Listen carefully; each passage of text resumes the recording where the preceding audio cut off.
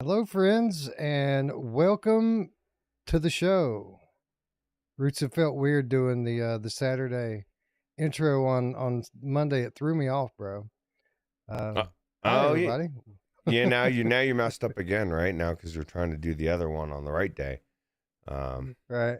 We'll do the Monday stuff on Saturday from now on. No, just kidding. swap it Hello, around. everybody. Welcome to the show.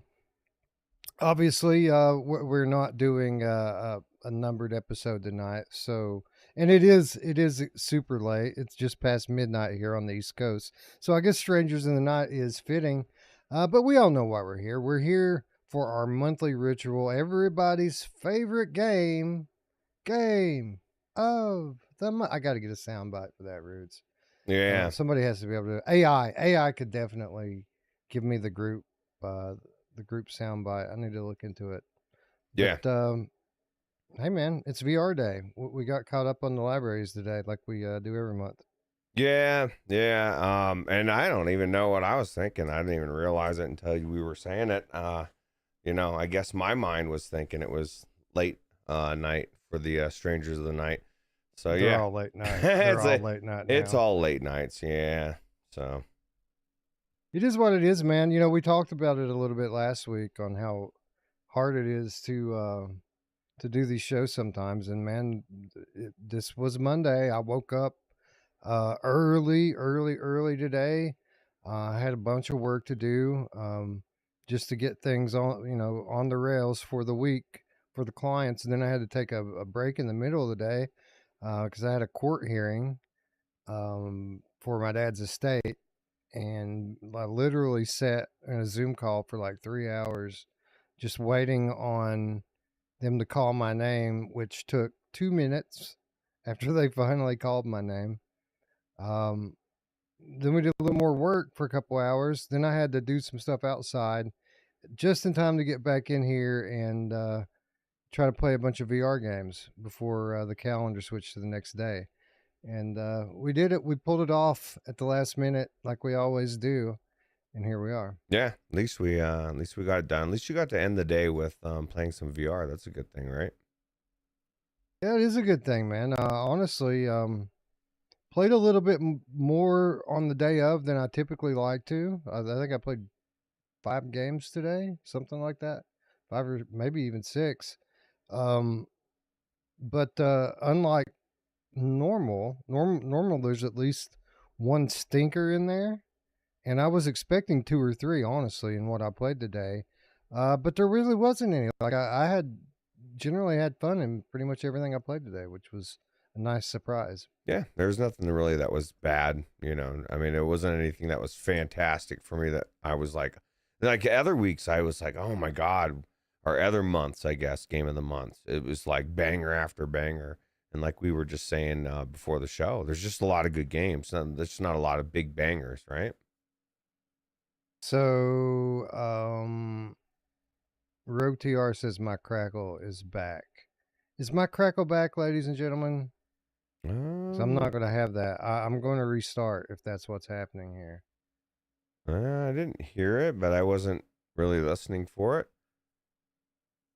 All right, I'm going to put up a poll and we'll ask: Looper says, is Wes's crackle back? There we go. We'll see what the people have to say about it. If it's back, I'm not going to ruin another episode with it. I'll just take the 3 minutes to reboot. But we ran on this build last time we did a show, and there was no crackle then. So I'm assuming that we have it fixed. yeah, I didn't hear it. I'm not hearing it, but maybe it was like one crackle. Yeah. If it's just one here and there, then I'm fine with that. People, please let me know if it becomes a thing, because those episodes we did with that was just they were just terrible. Listening to them back, it was just constant. You say, I And mean, it's here, but I didn't notice it until you said something, is what Looper said. hmm. Not horrible, but it's definitely there, Rogue said, but he was the one that mentioned it. What do you think, Roots? You want to carry the chat for 3 minutes while I reboot? I did just hear it right there. Yeah, I can All right, if all you right, want. all right. That's it. That's it. That settles it. Even though 68% of the people don't hear it, 70% of the people don't hear it. 3 out of 10. That's enough for me, man. Yeah, The Scion word says is I the heard a bird. couple. Yeah. All right. All right. I'll be right back, people. I apologize. I should have known better than to think that an issue hadn't solved. We'll be right back. Okay. All right. Well, yeah. So, yeah, don't be sorry, Rogue. I'll say I'm sorry because I don't even know how the hell. I don't know what I was thinking because I should have known when I was setting the scenes up today. And I noticed there was nothing for our game of the month that we typically do. And I was like, oh, that's weird. I must be on a different thing. And I just redid it. That's because I'm on the wrong scene. I just thinking it's so late. I just thought Strangers in the Night. So we're doing Strangers of the Night, game of the month. The only bad thing is you guys missed out on the intro, which I feel bad about that. You got screwed out of the intro. But other than that, it should be a pretty good show. I don't know if you guys have played any of these games that we're about to talk about, but I actually went into several of them, and they were pretty good. I just lost my chat. Yo, Mr. Lord Beavis, you missed it. So Rogue TR totally went off on Wes. It's like, you fucking crackle, motherfucker. No, just kidding. Wes had a crackle. He'll be back in a second, but yeah, we appreciate you, Rogue, because otherwise it'd be crackle. Play it now. My only problem is it's on a different thing here, and I don't know where it's at. Like a different scene. Actually, you know what? Well, that would be interesting trying to find it on this side of the thing. So it's all, yeah, I agree. Always a good show. I've been good, Scion. You know, I was thinking about you the other day, Scion, because I want to go back into some Subnautica now that I have my 4090 and possibly do the touch controls. I've been doing some what's it called? No Man's Sky, and that is amazing. Although it's a little tedious as far as the actual grindy stuff goes. I did fly around from planet to planet, and then I was antagonizing the because I turned on all the cheats that everybody always tells Wes he should turn on.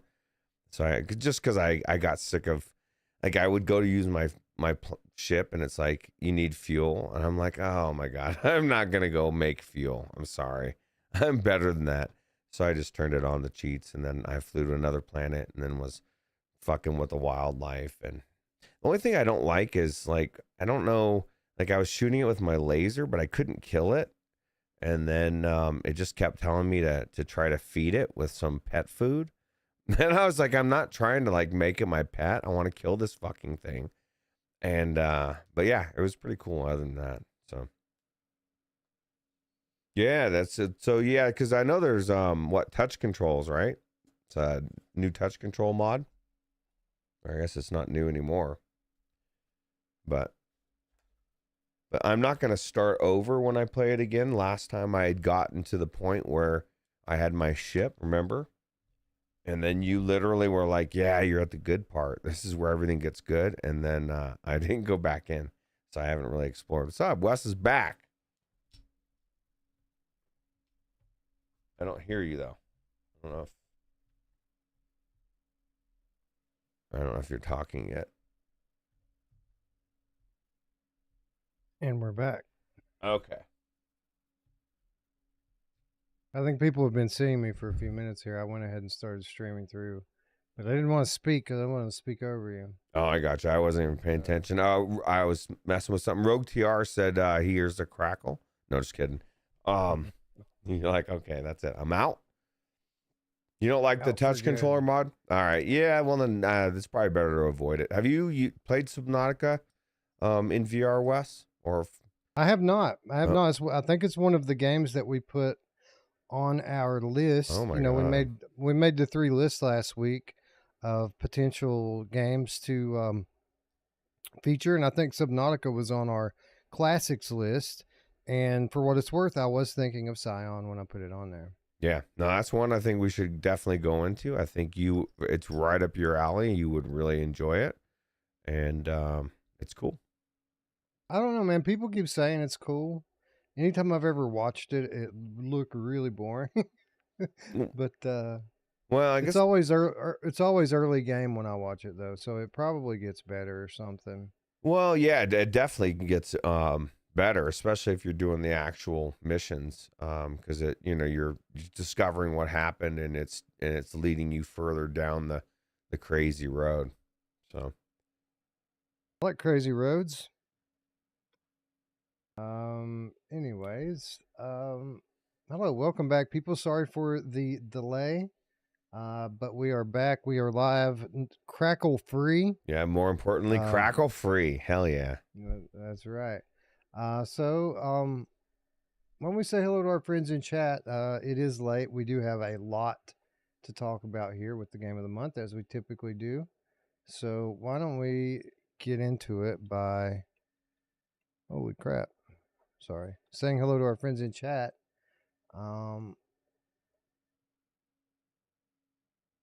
There we go. Of course, Rogue TR is here, the man that's responsible for my beautiful audio quality. Thank you for sharing. Grandpa Barbecuer Gamecat, Awesome Tatum, all here. Cop Dog's here. Mr. Lord Beavis, son, what the is here. He says, Wes, you see Dungeons of Eternity is coming to PSVR 2. I did see that, and that's coming out in 2 days, 3.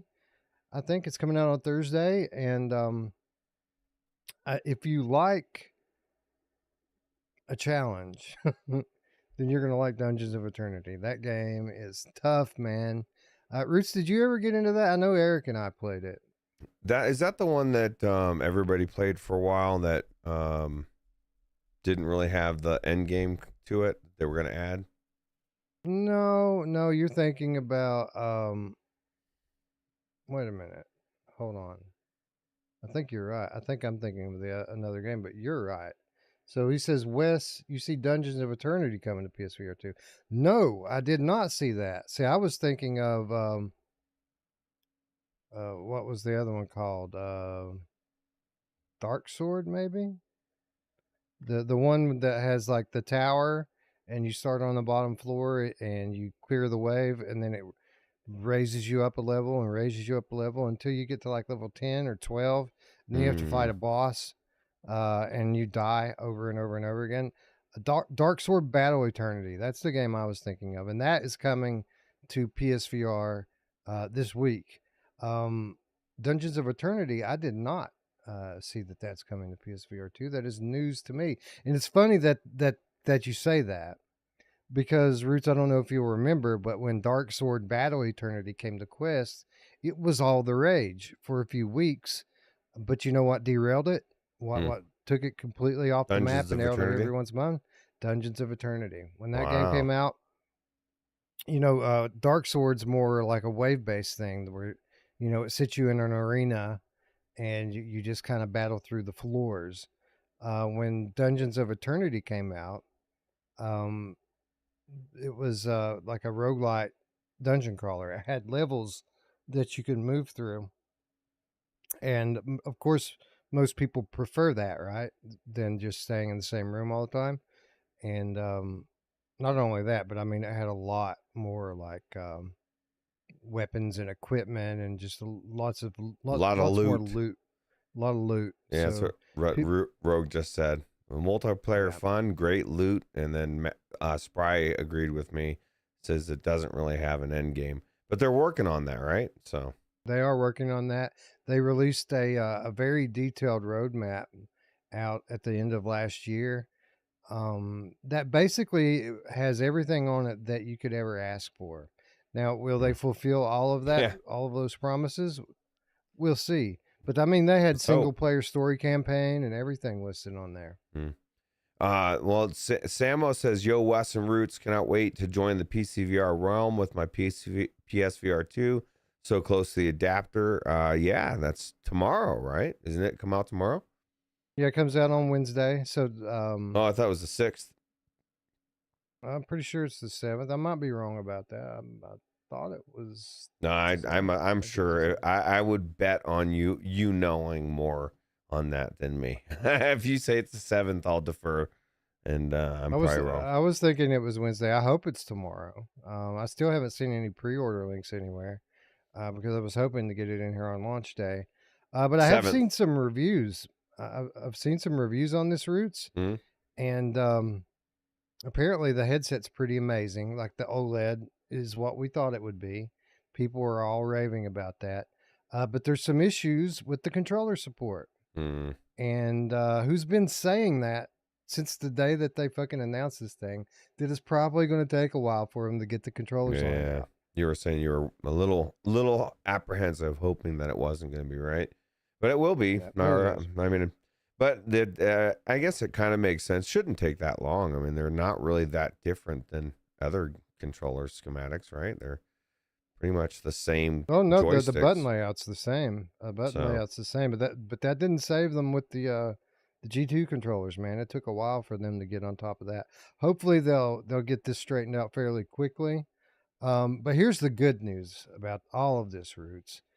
I think the thing that people are most excited for coming over to PC are the mods.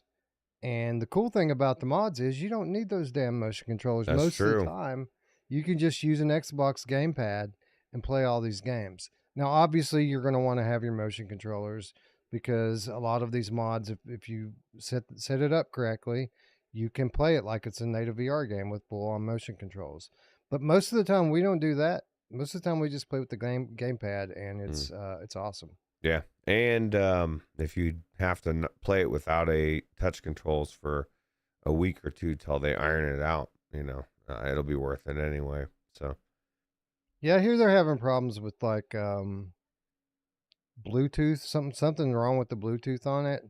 Um, but I mean, I guess that could be variable too, based on what kind of Bluetooth you have in mm, your computer, right? I saw one of the reviewers, like criticizing Sony for not including Bluetooth in the adapter, which I thought was like super weird because like that's not something that normally happens. Normally, mm, I mean, sometimes they'll put a dongle in the box, like mm, the B haptics, for example. It has a right, Bluetooth dongle in case you don't have it on your computer. You can just plug it into your USB. Um, but that B haptics thing's $500. right.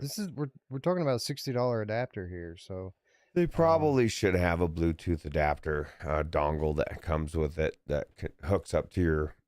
Because that's one of the reasons why I love using this Xbox wireless controller is I've got a dongle that plugs right.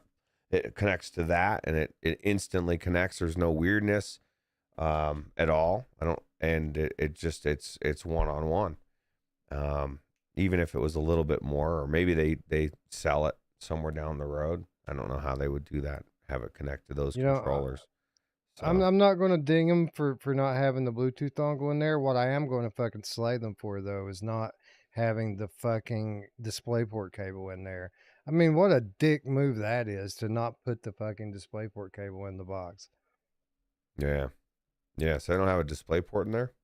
Cable. No, no, no, no. You've got to supply your own DisplayPort cable for it to Mm. plug the adapter into your computer. And who has just fucking has DisplayPort cables laying around? I Like have nobody. I have a lot actually, but that's just over the years of You collecting do? them. Yeah. You have the cable that's DisplayPort on both ends. What would you use that for? I don't know. I don't either. I have cables up the wazoo though. So, I've but got a most people thousand. probably don't. I've got 1,000 HDMI cables, tons of USB of every type. I don't have any just DisplayPort cables lying around. I've never needed one for anything. Um, so yeah, it's a bit of an odd one. And maybe I'm wrong. Maybe they changed it since they announced this thing, and maybe it is in the box. But when they announced it, you had to supply your own DisplayPort cable, which I thought was kind of shitty. Yeah, it's just kind of weird. It's not user friendly. You know, it's kind of a bummer, especially if you picked it up and you've got Yeah, get home it home. and you can't go back out, or you know everything's closed or whatever. It's like, fuck, man. I've done stuff like that before where you're kind of hosed and it's kind of a letdown. So 100%. But I am looking forward to checking this thing out this week. I imagine we'll have some early impressions of it on Saturday for our next episode. Um, because most impressions I've heard so far of the actual headset itself is really good. People say Half-Life Alex is just fucking next level, and I want to see it for myself. Um, and if there's a problem with the controllers, then we'll just fucking do some mods or something. And it's probably what we would have done anyway, right? yeah, absolutely. I just wanted to shout out me. They said I'm a little sad you didn't say hi to me yet. So me, how you doing? Have a good night. We're glad you're here, and yeah, it's a good night to be here. All right, let's see. Where was I at? We need to pick back up here. I think Tony Savino is where you left off. What's up, Tony? We'll just start back at the bottom again. Quadzilla's here. Jay Lucero is here. Scion's here. What's up, Scion? Always good to have you. What's up, Tony Savino? Hello, Tony Savino. I did not say hi to you yet, but now I have. Chrome Colossus. Yes, it is challenges with the Bluetooth. That is correct. Looper, the Underground Game Cat, is here. Salvador is here as well. Samos is here. Yo, Wes and Ruuts, I cannot wait to join the PCVR realm with my PSVR 2. So close. That's right, man. Yeah, I can't. It makes me wonder how many in our community have PCs already and are now going to get into PCVR just because the headset's picking up support. How many people have acquired a PC knowing that this day is coming or are about to acquire a PC? I see some polls in our future, Roots. You know who else sees polls in their future? My mom! And past, present, future, That's right. all the above. Emily Baxter, the cartoony witch game kitten. What's up, Emily Baxter? What's up, Cop Dog? What's up? Time to play VR. Good morning. Chinatown B. Chinatown B. Who's Chinatown B? Chinatown B. What's up? It's from Baltimore, dude. Yeah. B Town. Word. What's up, dude? Alejimbe D. 2-year underground stranger game cat. Saturday show with some flat to VR hints left me super hyped. Not long to wait on that one either. Less than 2 weeks now until the big reveal of what's going on. What the initial opening round for flat to VR is going to be. And I guess I should point that out, that it's just the opening round. We got lots of stuff in the oven right now. Let's see who else is here that we didn't say hello to. True Prophecy 22. True Prophecy 22. No, never mind. I was about to give you some facts that weren't facts. Fake news. I tried True Prophecy 22. Why are you calling D a B? She said. Well, you know. Don't be a bee about it, okay? Yeah. Escape Portal's here.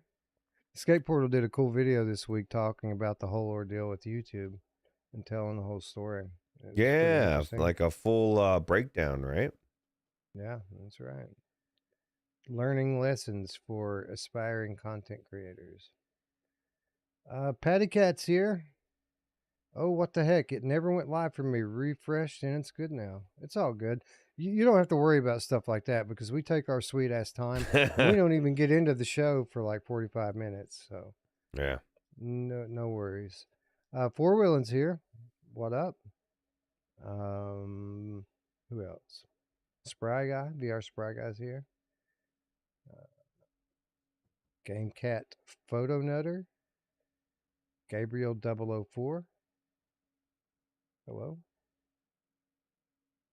Who else? Anyone else? Like Ezek is here, and that's as far up as I can go. I do remember, I think it was Grimrock, who was first to comment today. It's not in my chat anymore because it was, a couple hours ago at this point. But shout out to Grimrock for actually being first today instead of anyone else. So I did see somebody was excited about being a Slippy today. Evan Yabu says, I'm a Slippy tonight. You are. What's You're up, a Evan Slippy. Yabu? Evan Slipping Yabu is in. a Slippy. Backsorn VR is a Slippy. Space Denison is also a Slippy. I think Radio Rhyme's Radio a Rhyme. Slippy. Radio Rhyme. Yeah, for sure. I don't He even just have. beat the Elven King. Did you? Oh my God! Did you really? Congratulations. In Jay, Elden Ring? Or oh no, you're talking about in Demia. Jade the Foveated Render Gamecat is also a Slippy, as is Wolfheart JG. Wolfheart, you gotta say that slowly, Ruuts, because it sounds like something else if you say it too quickly. Yeah, you don't want. Well, there's a lot of things that you can say. What was that one word that everyone was all tripping about? That England word or whatever. Like I don't even want to say it again. Oh yeah, everybody got all freaked out. I'm like, dude, it's okay, man. Chill. Melkaya, the Soul Reaving Gamecat, also slipping in, just like Quadzilla did. What's up, friends? All right, I think that's about enough of the hellos. We can dispense with the pleasantries and let this show get on the road. Thank you, everyone, for staying up late or getting up early to join us. We really appreciate it. Anyways, let's talk about Game of the Month, and let's start, as we often do, by talking about PSVR 2. Not, it's been a dead few months for VR in general, as we've detailed on many occasions, and we haven't fully emerged from that yet. But we're starting to see signs of life on all platforms, and PSVR 2, no exception. And of course, we're going to start off our PSVR 2 talk with the one game on all of our lists that I didn't bother to play, Ruuts. I didn't play Spin Rhythm XD. It's crazy. It's a rhythm game. Yeah. It's crazy. Look at that. You didn't want to do this? It's very colorful.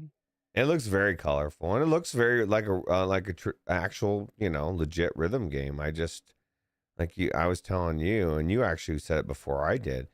I'm just looking for some. I mean, this does look unique in some respect, but I like the games that I've played that I've in VR that I like, rhythm games, and this is kind of the opposite, I guess, in a sense, of what I usually say on the other end. I don't want to use a gamepad. Like, I want to shoot guns. I want to use lightsabers. I want to use my orbs in synth riders, right? So like, even though I think this is really good because it's a game that can be played flat or in VR, and like you said, it looks very colorful. It looks very rhythmish. It's multiplayer. It looks like something you'd play on a tablet at a sports bar, to me. Yeah. But that doesn't mean it's not fun. It actually looks quite polished. When I saw the thumbnail for it, I knew right off the bat that it was going to be a rhythm game, and I just assumed that it was going to be another one of the endless Beat Saber clones. So I didn't even bother with it. And then when I was doing the format for the show yesterday and downloaded the trailer, I was like, oh, I guess it's not a Beat Saber clone. It's actually something quite different. At the same time, though, looking at it, it looks like a game that actually would be kind of difficult to qualify as an actual rhythm game. It doesn't seem like you're really doing anything to the beat in this, but rather you're just trying to catch the notes and then spin when the thing tells you to spin, which is unique, but I don't know how much it has to do with actually rhythm. Well, I guess Looper was saying, and I was just noticing it right as he was saying it too. Like the DualSense looks like it's the PS5 version, right? And then like as you can see Right. parts where it's you're doing this or whatever. But either way, it doesn't look like it's something. I don't know. Like I really shouldn't say because I love Tetris Effect and other games. I guess when it came down to it, I looked at the list and I looked at this game and I'm like, there's a game on here that it's not going to beat. So I was like, do I really need to go into it for game of the month? No, I don't. And then that solidified it. And I don't think we have this. So that's another reason why I didn't go into it as well. But no, this is one of 2 games on tonight's episode that we don't have in our library, and the other one I actually was a beta tester for, so I have some time in the other one. This is literally the only one I didn't play. Oh wow! And you're right. This may be fun. I don't know. I don't want to sit here and try to judge it from the trailer. But I think you're right. I think we're pretty safe in saying that this would not have been game of the month. I'm very confident in that. But if rhythm games are your thing and you want something new to try out, here it is. It's available on PlayStation VR, or you can play it flat, like Ruuts said. The whole deal here is you've got this wheel kind of in front of you as the notes are coming in. It's all color coded, so you have to catch the red button with the red part of the wheel, and you have to catch the blue buttons with the blue part of the wheel. And then every now and then there's like this stripe that comes across that makes you spin the wheel. You just have to spin it, and I guess the longest you can keep it spinning, up until the next note comes, the more your points and multiplier will be. And the difference between playing in VR and gamepad is with the gamepad you use the touchpad to spin it with your fingertip just by touching, and then in VR you actually point the wand and kind of flip it with your wrist, and then you have to obviously catch it and time it right to catch the notes. Again, a very unique concept. It does look quite polished. The soundtrack seems to be on par with other rhythm games in VR. I did watch some video footage of this, other people playing it. Xbox Game Pass only bit says this looks like crap. It's just my opinion. I appreciate your opinion. And Wes, I just realized my camera was like not even focused all the way. I was like, I don't know. Yeah, I just fixed it though. Oh, weird. But so Headbite says I do have spin rhythm. Well, you can tell everyone's Headbite. Is it good? Tony Savino says it's good and super hard. really, You know who loves it when it's good and super hard? she loves it when it's super hard. Extra. Yeah. Anyway, I think that's about enough about that. Spin Rhythm XD, available on PlayStation platform. Go check it out if you want to.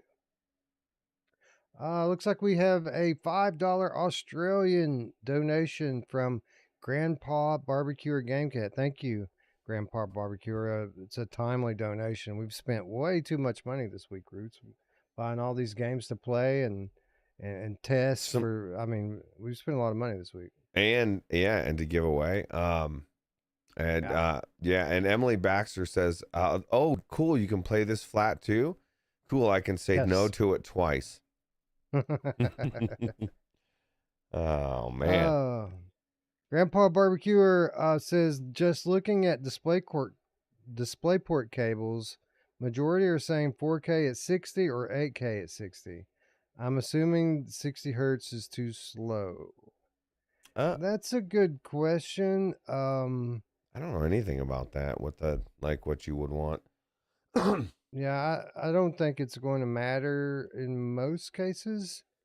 I think so. This is what my rule of thumb is with these typical sorts of things.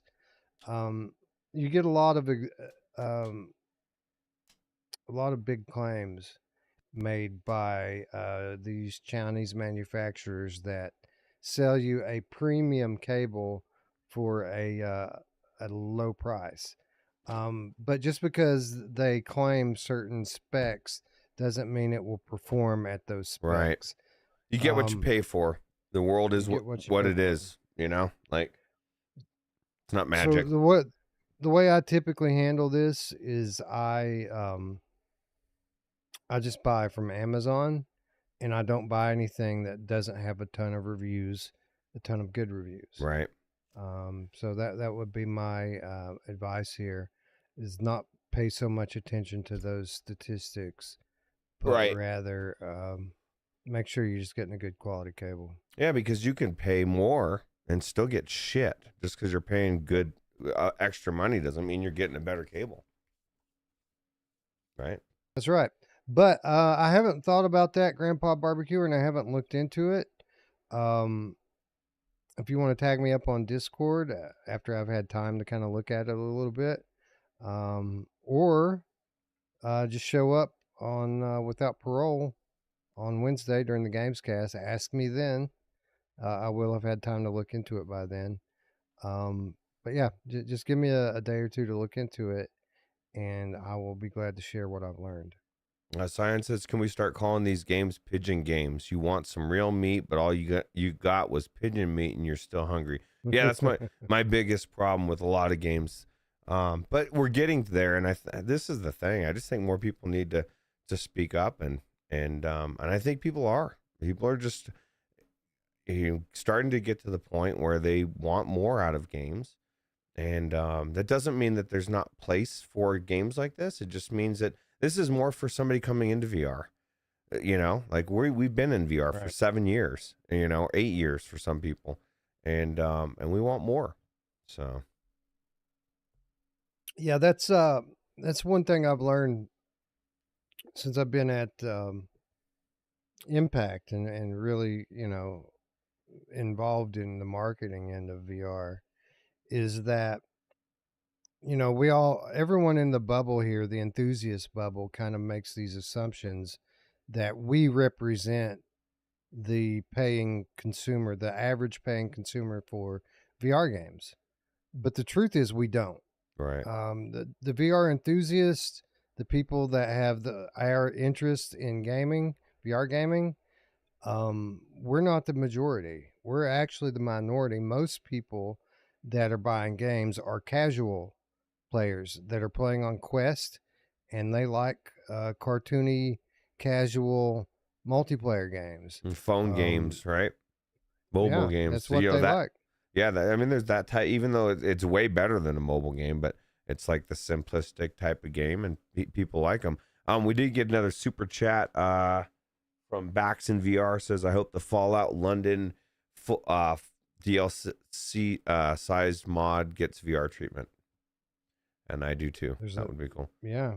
Are you aware of this Fallout mod? I haven't heard anything about it. Yeah, there's a Fallout mod. I didn't look too much into it, but it's a new DLC that was created, mod that it's something it's a whole new something to do with London. I know about it. I didn't look too much into it, but Zion says what Flat to VR Studios is doing sounds exciting though.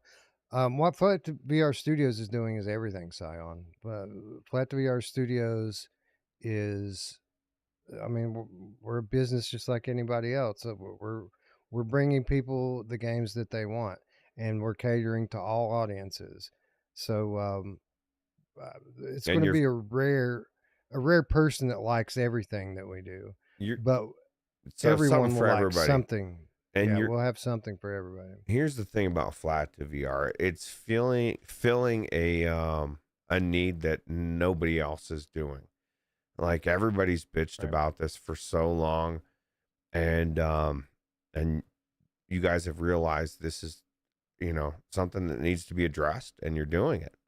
And for somebody that wants these games, I appreciate it. So, and I can't wait to see what we're out there. I guarantee there's going to be a game out there that I would never think that I would love, that's not even my genre that I'll love. You know what I mean? And that's the beauty of all the different variety. So Well, you could see it even on our team, like when we have team meetings and we're talking about X game or Y game or Z game. I'll be like all excited about a game, and then someone else will be like, "Yeah, I don't know," and then I'll be like crapping on a game, and then like Miles Dyer will be like that. That's the thing he's most excited for. right. So like people have different tastes, and again, we just try to cater to everyone. And Tony Savino, I think, is just going to like all of it because he likes variety and he plays different games. So, Yeah. Jerk Store CEO, hi, welcome. What's up? Um, thank you, Baxhorn, for the donation. Very much needed and very much appreciated. Thank you, thank you, thank you. All right, Roots, let's move on to the nominee number 2 for PSVR 2 Game of the Month. This one I did play. This one released on all platforms actually this month. It's a puzzle game called Infinite Inside. You know who else has Infinite Insides, Roots? My mom! She does. Goes on forever. Yeah, she absolutely does. So this is a puzzle game from Maze Theory. Um, Maze Theory, who famously brought us Doctor Who, I want to say, was the game that they brought us. Well, the most recognizable game that they brought us. Um, this is a pretty cut and dry puzzler. Um, it's hard to call it story based, even though I think that they are kind of trying to tell a story, but it's all visual, right? So it's they're trying to be artistic about the way that they convey the story. But the way the game's set up is quite simple. A little case drops into your room. The case opens up, and this stone pillar grows out from it. You find little pieces, like puzzle pieces, connected in the pillar. You pull it out, you assemble those into a geometric shape, and that becomes a key. You find enough keys, and you unlock a doorway that literally transports you inside the stone pillar, and that's where you begin exploration. You start to search the rooms inside the pillar. What was once a small pillar in the center of your room is now a skyscraper of pillar full of rooms that you're traveling around through and basically searching for more pieces of the puzzle and more keys to unlock different rooms and continue your way on through the journey. Um, a fairly unique concept, I'd say, for a puzzle game, Roots. Yeah. Yeah, it's definitely unique. And there's cool parts about it. I thought like this type of part where you're inside the puzzle, like you were saying, and you're seeing the guy that I guess is you, right? It's just kind of weird. It's a very different type of game. Um, the pillar kind of reminds me of what was that one game, knock or nog? Remember the box thing? That was kind of Yeah, cool. yeah, yeah. Even though this is a little bit different, it's like a mix of that and then the other puzzle game, but it's different. I was a little intrigued with it. It's not really my bag. I wouldn't say like Tony Savino said. Now this is trash. I wouldn't say it's trash, but it's definitely not going to be for everybody. But it was cool. Yeah, it was fine. It's kind of vanilla, right? Like all of the environments look alike.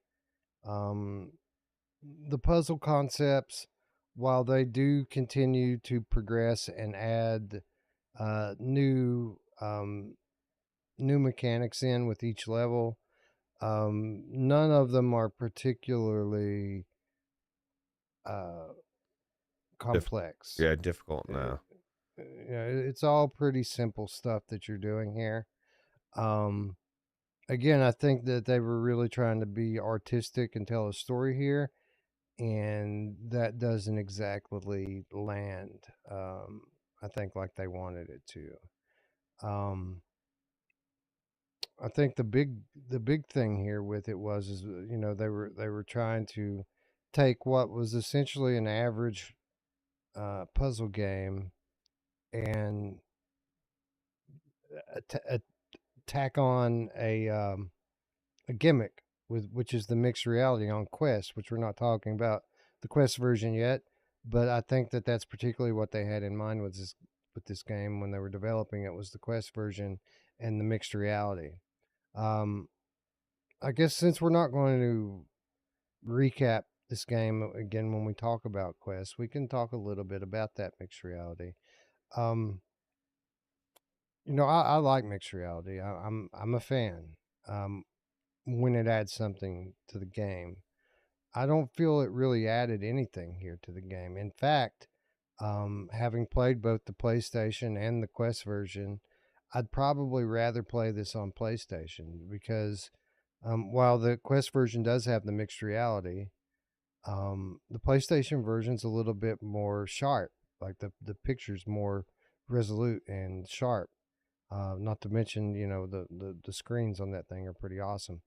Um, but I feel like they tried to basically put some dressing on an average game here with the mixed reality, and it really just didn't add anything for me. Yeah. Yeah, there's just no reason for it, you know. And I was telling you uh before the show, I just feel like um it just for me it was weird, the sharpness of the pillar versus the not so sharp of the rest of the room. I don't like that. Like it just seems a little bit off. There's something a little bit weird about it. Even if you have the best pass through, which apparently I don't have because I'm slumming it with this piece of shit Quest Pro. So but yeah, no, there's something that you can have fun in this, but I just I think you nailed it.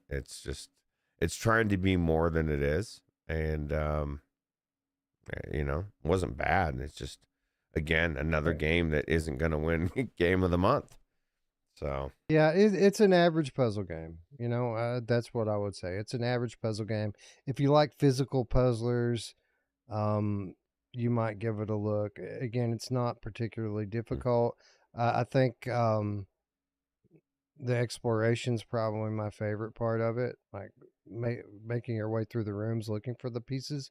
But even that's more difficult than it should be, just because the environments are so similar that it's easy to get lost in a room. right, Like they force snap turning, so uh, you know you can click the thumbstick one time and lose your orientation very easily in this game. And you'll have to like kind of look over your shoulder just to remember which way you're pointing. Um, yeah, I mean it's okay. It's good, not great. Um, I would say. yeah, I yeah. don't know. I don't know what else to say about it. I don't want to keep criticizing. I could like sit here and criticize and tell you Yeah, another it's not 10 worth. things that are wrong with it. But I'm not going to do that because I don't hate it. Like I think it's fine. Right. I nearly completed it in one sitting. It's not a very long game. Um, 2 or 3 hours you'll be through with it. That's what Tony Um, Savino said. Too easy, too short, and boring. yeah, I think all of those things are true. Yeah. So take that for what you will. Um, yeah, Ezek agrees. It looks nice on PSVR too, but it's boring after an hour. Yeah, I think that sounds right. Brian mentioned some movement issues. I guess with the MR. Hold on, lost my comment. I guess with MR you could just use room scale.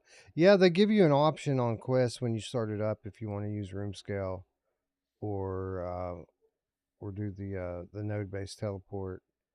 Um, which I did. I'm not going to walk around. What is this exercise? I don't want to exercise. I want to sit in my chair and play a game. Just chilling. Yeah, but yeah, that is an option. That's a good point, Looper. Um, yeah. Anyways, check it out if you're into this sort of thing. Um, it's okay. It's not terrible. Moving on. Speaking of not terrible, I think we're getting progressively better as we make our way down the list, Ruuts. Because whether it was intended to or not, Skyclimb launched on PlayStation VR 2 this month. Prematurely. Like they didn't intend for it to go live when it did, but it did, and they just left it out there. And I like this game, Ruuts. This is a fun first-person platformer for VR. It really has a lot of like old school Nintendo vibes going on in here. You kind of feel like you're in an old Nintendo game, and it's that type of aerial platformer that we've seen a couple of times at this point. But they give you a lot more control of your movement in this game. So you get up in midair and you can flap your arms to fly around. You can kind of press a button to boost in one direction or the other, and the courses are wide enough that there are multiple paths that you can take to get around obstacles. I don't know, man. I just had a lot of fun playing this. Yeah, not only that, but there's the added element of your hands when you do go airborne swell up, and so like you can't just go as far as you want to go. That was my biggest takeaway. I was like, "That's easy, dude. I'll just go over here," and you're like, "Oh shit, my hands are oh god, I got to get down." So it really forces you to actually it has more of a strategic thought process to it, right? So Yeah. I enjoyed it. And the more you play it, the better you're going to get. And at first, you're going to feel like you suck at it because you're trying to figure out how to, control this uncontrollable, but it is controllable thing, and it's good. It's fun. So Yeah. Essentially, it's a leaderboard chaser. Like they put these obstacle courses in front of you, and you got to get to the end and slap the boss. That's the object of the game. Get to the end and slap it to bring it back to its senses. And the quicker you can do that, the higher up the leaderboard you'll get. Um, I was just trying to so that's pass the levels, Wes. They're not yeah, easy to pass either, too. That's what I liked about it. yeah. That's the kind of the progression of the game. You start out just trying to complete the levels. Um, with time, you get good, and now you're trying to complete the levels quickly. And then when you start challenging on the leaderboard, now you're ready to bring in your friends, and you can play multiplayer with I don't know if it's four or even more maybe um, that you can play with in this game. Um, I don't know, man. It's cool that this is the type of casual multiplayer game I was talking about earlier that a lot of people like. Right. Um, a lot of hardcore gaming enthusiasts would turn their nose up at something like this. But there's something to be said about a game that's just fun, something that you can just pick up for 30 minutes at a time, and you don't have to invest hours and days of your life in it. Just pick it up, have a little bit of fun, and get out. Um, that's what I would say this is. This is more of a palate cleanser type game, but it's a good one. Son of a bitch, I should have played it today. Maybe I can go in after the show. It looks good. I'm just watching it. It actually looks fun. I remember. It is fun, and then when you that's one of my favorite things is when you hit these fucking big block things here, it throws you for like a mile. It bounces you back. Yeah, Yeah. it's good. Enjoyable. Um, Available on all platforms. I want to say now. I'm not 100% sure it's on Steam yet, but definitely available on Quest and on PlayStation VR. Um, Fairly certain crossplay is now enabled on it. If not, it will be shortly. Um, oh yeah, that's another good point. There's a level creator in this thing too, so it isn't just the written levels that the developers put in here. There's a potential for a lot of user generated stuff too. And this is the type of thing that doesn't look like it would be extremely difficult to create levels in. That seems like something that everybody would be able to pick up and do. Yeah. Um, Oh, yeah. Anyway, very, very good game. Easily could have been game of the month, and maybe it will be. But I don't know. I think I'm going to have a difficult time voting against our final nominee for PlayStation VR 2 Game of the Month, Windlands 2. Did I disconnect? I think No, I I don't disconnected. think so. Something happened. Something happened in Discord. Anyway, um, Windlands 2 finally came to PlayStation VR 2 this past month, and man, I got to say, Roots, and I've said it 100 times at this point already. This is one of my favorite games. This is a game that I can play anytime. It doesn't matter how much time I've put into it in the past. You can get in this thing with 3 of your friends, and it's some of the best grappling that you'll ever see in VR. Starts out fairly basic and easy to kind of get your bearings in. But by the time you get to the later levels in this, there's some serious platforming going on. And this is a game, Roots, that came to PSVR 1, and people loved it, even though they were forced to play it on Move controllers, which I tried. It was terrible. And now, so many of these people, since the upgrade was free, if you already own it on PlayStation VR 1, you get it for free on PlayStation VR 2. So many people are now getting the opportunity to play this thing with proper motion controllers, and it's like a whole new game for them. And I don't know what to say, man. I just absolutely love this game, and I'm glad to see it on PSVR 2. Yeah, yeah. The movement here is amazing, right? The swinging. That I haven't played a game that you can just feel so free and fast, and when you get that rhythm down, it's just amazing. And what's cool is like I have all these memories of playing this game with you, with Mame Fan, with Alex, with like all sorts of people. I've played this game with Mash, and it's just some of my most favorite memories of VR. So Yeah, I think this is a proper sequel to the classic Windlands game, which was a hardcore platformer. But while this one isn't so hardcore on the platform, it's still very challenging, and there's still a lot of that going on here. Um, Not only did they add multiplayer in it, but they added enemies in combat. They added a story.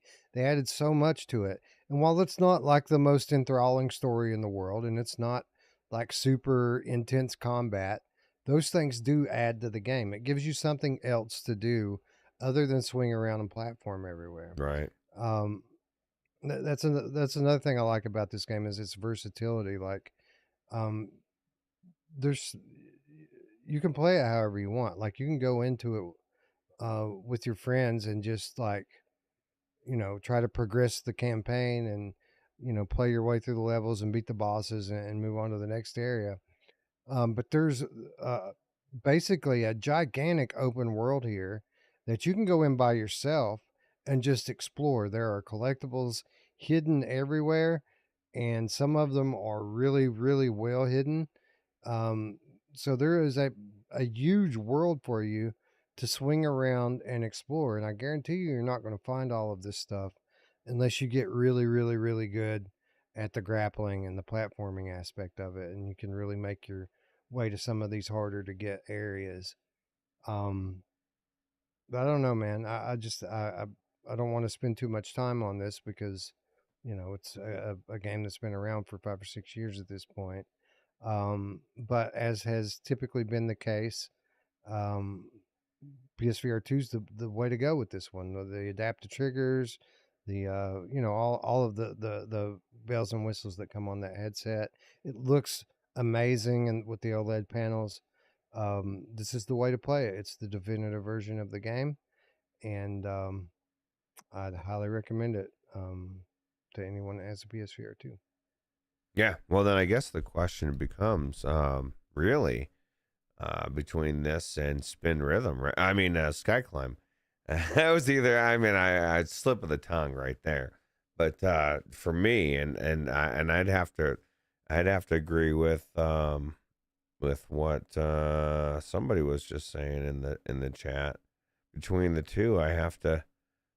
It was a 12 back the backlogged game cat. Damn, I can't get that out. I have to pick this one over Skyclimb just because it's multiplayer. Well, I guess they're both multiplayer, but this is an adventure. An adventure, Wes. That's So, right.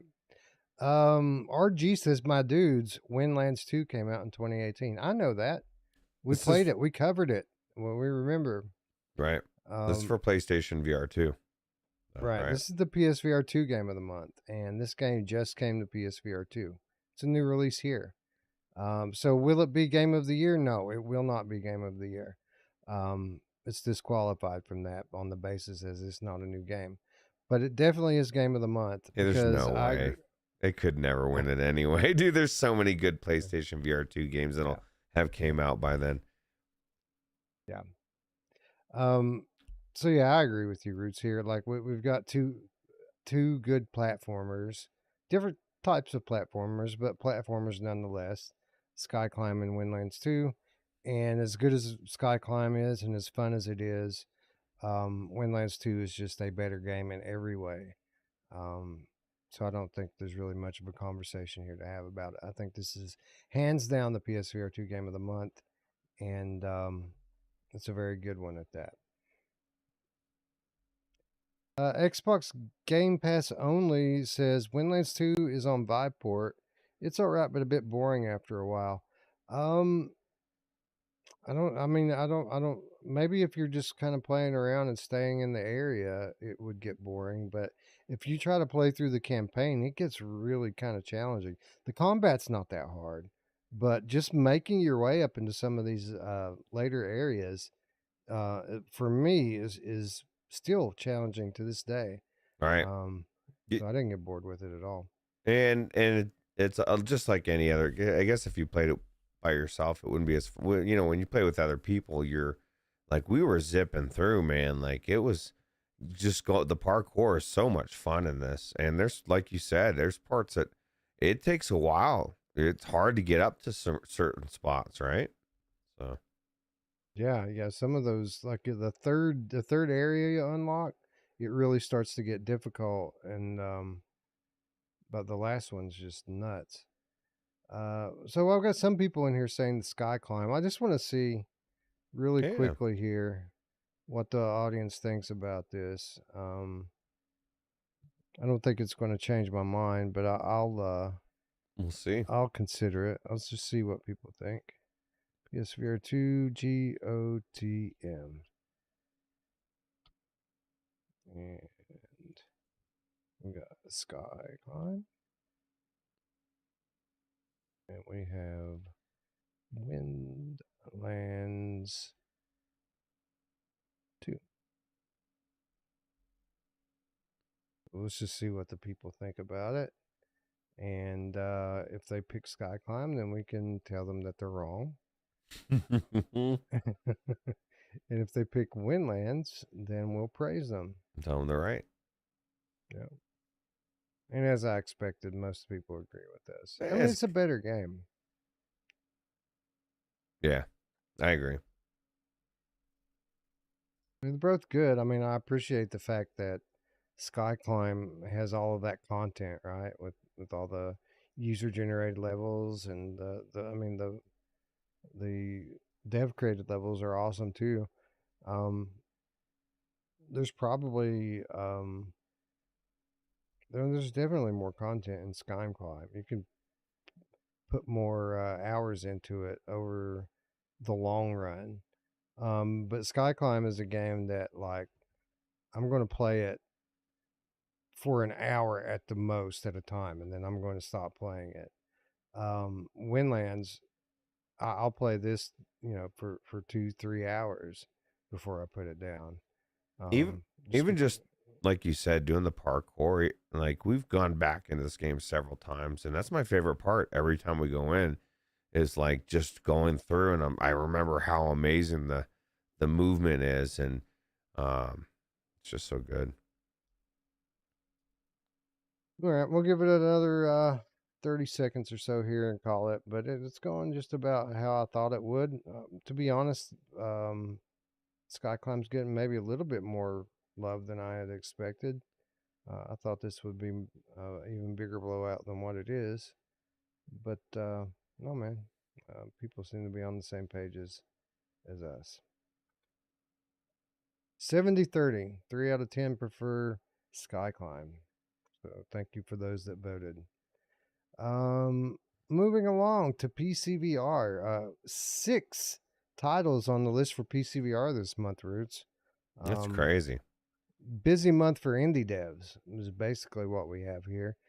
Steam, as we've noted many times in the past, is a haven for smaller indie studios, single dev teams, 2 guys, 3 guys. Steam's your best friend because it's the easiest platform to publish on. And, you know, the PC is the most powerful in terms of graphical and compute power. So you don't have to be exactly super talented at optimization to publish a game. And that brings us to our first game, StellarPlans, which does come from a single dev team. Ruuts, this game kind of throws me back, right, to like the earlier days of PCVR. Because what I just said about indie devs is this game perfectly embodies that. This is one of those old school indie PCVR games that they just have this certain feel to them. Like the graphics look really good, but they have a certain look to them. Like you can tell by looking at it. It has this sort of weirdness to it that you can tell that this is made by a dude. But the lighting's really good. The resolution's super high. There's a lot of content here. This is a huge game. The sound, like the soundtrack's really good, but the sound effects not so much. Like the sound effects are kind of cheap and generic. You can tell there's a lot of assets being just bought from the bargain bin on the store and put in here. And it's janky. It's as janky as it can fucking be. It's a very janky game. It's hard, but yeah, it has a certain charm to it, though, right? As someone who's been playing PCVR for a number of years now, this is kind of a throwback for me. It kind of reminds me of a simpler time when our standards weren't so high. And once upon a time, a game like this could have won Game of the Month. I don't know. What do you think about this game, Ruuts? Like, it was janky as fuck for me, but I had fun in it. Like, I played through the jank and had fun with it. Yeah, there was the jank you could notice in certain areas as far as just the combat wise and stuff, but there was a lot of things I wanted to like about it and did like about it. And my biggest thing was I was hoping that they continue to polish it and make it better, right? Because absolutely. that like when you went into I like the fact that there's different worlds, right? Because I don't know if you tried to go into the next thing. When you leave, you can go back. They'll take you into this different world, completely different environments or whatever.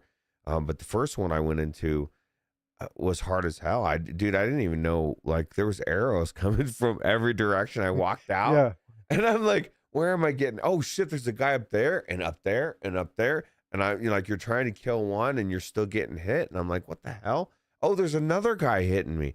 And like I said, it was not easy, but I feel like if there was no jank at all, like if they polish out all the jank, this could be a really good game. That's my thing. I wish this game wasn't on this list this month, because for all intents and purposes, this is an early access title from a solo dev. He's still working on it. He's still polishing it.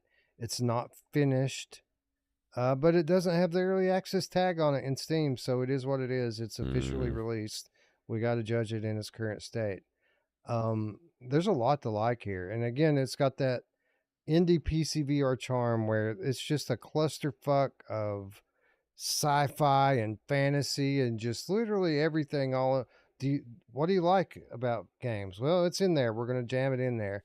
Mm-hmm. Um, uh, there's a lot here, man. And again, it's just that giant PCVR scope where you have these huge worlds that are super detailed and high resolution, and everything's here to make an epic game.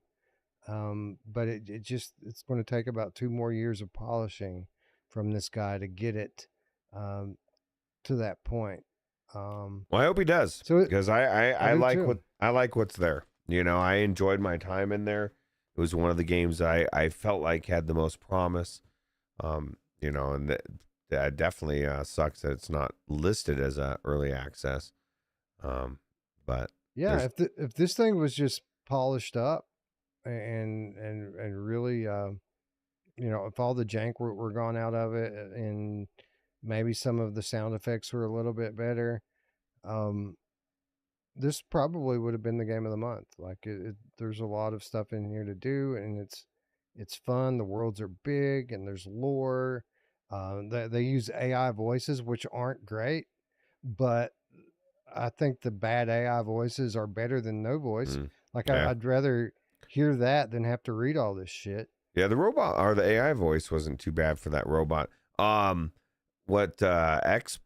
So no, it's a D. I guess it's D1 360 VR. I don't know exactly. It says Serious Sam PC VR is better. Actually, I was showing that to Dee the other day because she was re-downloading my library, and it is Serious Sam is actually a series that's been around and has a lot of money behind it. It's a very good series. This is a single dev, and for what he's done in there, I was really impressed. And like I said, I look forward to seeing this completed in its full form, because it actually has a lot of depth to it as well with the just the way the game is progresses. And Yep. so Yeah, it's good. It's got kind of a light RPG progression system built into it. yep, It's like what I was saying, man. It's like he took 2 or 3 different games and kind of mashed them up, doing it all. and fantasy RPG meets a sci-fi shooter.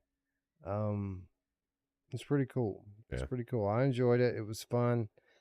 It's one of those weird things where I really liked it. I thought a lot of stuff in it was high quality, but it's hard to just recommend it and tell people to go buy it because right. not everyone's going to appreciate this the way that we do and play around its shortcomings. But I think if you're a longtime PCVR gamer, you can look at this footage and know exactly what we mean, and you'll probably be into it. Some of you newer PC guys that are here to play AAA flat games and shit in VR might not appreciate it as much. Yeah, yeah, it's definitely not that. My thing is like I see what the down the road it could be, and enjoyed what I did play of it as it is. And so um like I said, I'm hoping that especially now that I know there's one dev on it, that he's able to, finish what he started. So Yep.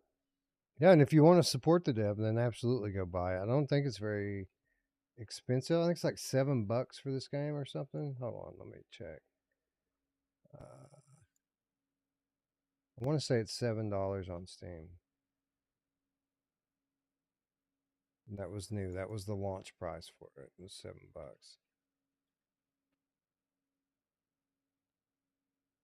are there any puzzle elements in it? Mark Pop and Pringles Leaf says. I didn't encounter any that I can think of, but I literally just scratched the surface on this game. No, it's Um, action from the very beginning. Like I'm telling you, you walk out, they give you your gun, you walk out there, and when you go into the level, and from the very first second you're going out there, there's people everywhere, and it gets crazy. So yeah, $6.99 for this game. Yeah. StellarPlans is a VR adventure shooter where you play as a human or a Warcraft creature, experiencing different worlds. With advanced tech and lethal weapons, battle human armies, machines, beasts, and aliens to uncover the stellar plans and the Sky City's secrets.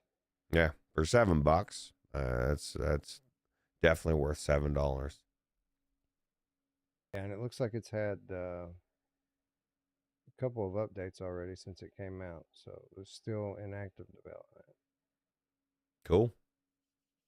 Anyway, yeah, check it out. It's $7. I mean, support the dev. I mean, if nothing else, you'll get your $7 worth out of it. I can guarantee you that. Yeah. Anyways, moving along to the next nominee, Brazen Blaze. So Brazen Blaze is interesting, Roots. This is I want to say this is from My Dearest. Hmm. Again, it just came out. Let me bring up the info sheet on it here. So I did play this a few months back when it was in beta. And yes, this is from My Dearest. This is 3 versus 3 action game. It's kind of like I don't know, like a team. I don't know. It's hard to describe. It's like a hero shooter in a way. Kind of meets like a Smash Bros. It's a first person game. Um, Honestly, when I first saw it, I didn't think that I would enjoy it at all. It looked like a good idea that would be hard to execute in VR. But when I played it, I was very surprised at how good it actually was and how polished it was. Hmm. This is actually a fun game. I don't know why more people aren't talking about it. Um, Maybe it's a little too Japanese looking, and and just kind of the art style and the logo and everything. But this is a very fun arcade style game. It is only versus multiplayer, of course. All right. But you have some like superpowers in this game that make you feel like a real badass. Um, there's a lot of different character classes for you to choose from with lots of different abilities, and the arenas that you fight in are fucking huge. The game runs well. It looks good. It sounds good. I mean, there's not a lot bad that I can say about this game. I mean, it's typically not my type of game that I like to play, but I had a lot of fun in it. Yeah, it's not my type of game either. I just assumed it was an anime game. I didn't even know exactly what it was, but I'm not big on these type of games in general. But my only guess is if people aren't talking about it, is there really a big like draw people really wanting these games in VR? Like are they feeling a need that people are looking for is the question. And because I've seen game after game come out like this and nobody gets them. Are they just not nailing it, or do people just not want them? Yeah, that's the thing. I think a lot of these are popular genres on flat. I just don't think these gamers have come to VR yet. I guess. Yeah. Because there are some good ones, and this is one of the best ones. And this has only 43 reviews on Steam. Positive reviews. It's a good game. Remember, um, but yeah, not, you're right. Not that many people will get into these games in VR for whatever reason. Yeah. Um, I don't know. I'm not into them myself, so I'm the worst person to ask. But did you scroll through the reviews on it? Some of these people have like 40 and 60 hours in this game. wow. Yeah. But a solid launch. It's available on Steam and on Quest, and it's a very fun multiplayer game. It's $15, definitely worth that. And if you're into these type of arcade style versus multiplayer games, then this is definitely one that you should take a look at. Moving along, let's see where are we at. Oh, Infinite Insight, of course, we already spoke about. This game also available on PC, but we already spoke about it. I'm not going to recap. So we'll move on to the next nominee, which is another Quest game that's been around for a little while, finally making its way over to PC. And this is Rogue Ascent VR. This is a roguelike shooter, Ruuts. Arcade style roguelike shooter that was originally designed for hand tracking on Quest. And now they've brought it to PC with controller support. So this is an interesting one for me because this is actually a very well thought out and a very polished, super polished roguelike with a cool retro vibe going on to it. I had fun playing it. And I was really surprised at how well polished that this game is. With that said, you can still tell that this wasn't designed for controllers because there's a lot of things that are nerfed to make it a good hand tracking game.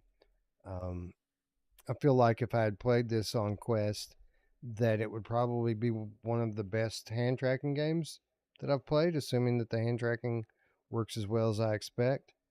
But coming over to PC, it wasn't fully adapted to controllers. And what I mean by that is a few things.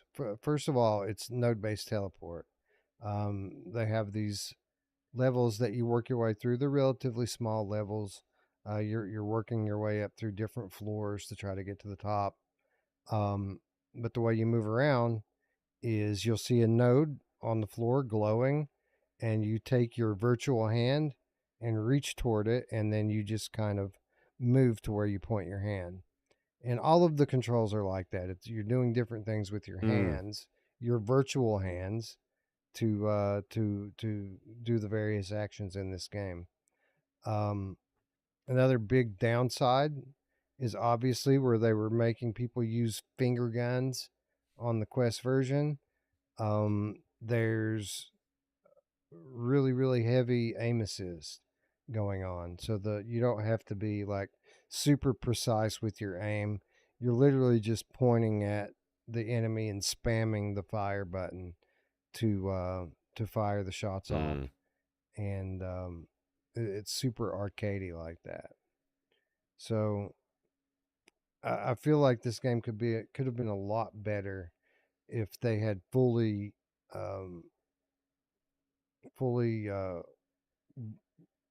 shit, I can't find the word I'm looking for. Fully adapted it for Yeah, doesn't sound controllers. like they did anything except for just bring it over. You know Well, what's you can use the thumbstick to move the oh controllers too. well, there's that. I don't know. Like, what's this is my thing. Why not bring it over and actually make it its own? You know, like Yeah, it's a shame because it really is good. Like the progression system that they put together here is really good. The weapons are awesome. It looks and sounds great. Like it looks and sounds really good. It's a cool world to be in. The enemies look cool. I mean, everything is like super cool. It's definitely worth playing, even with its shortcomings. Um, I'm just a bit disappointed because it could have been way better with just a little bit of tweaking. was there any part of you that wished it was on the Quest so you could use your finger gun? I am curious about how that would translate. I don't, I think it would be a great game for a hand tracking game, Yeah. but there's that caveat, right? For a hand tracking game, um, I don't know. I think that that if this were a game that were developed for controllers instead of developed for hands, it would be one of the best arcade style roguelike shooters that you can get in VR. But it's not. It's a game that was built for hand tracking, Right. and that gives just enough weirdness. It nerfs it just enough that it kills a lot of the challenge and restricts your movement enough to make it frustrating at times. Do you think they'll ever figure it out, Wes, that nobody really wants hand tracking games? Like, there's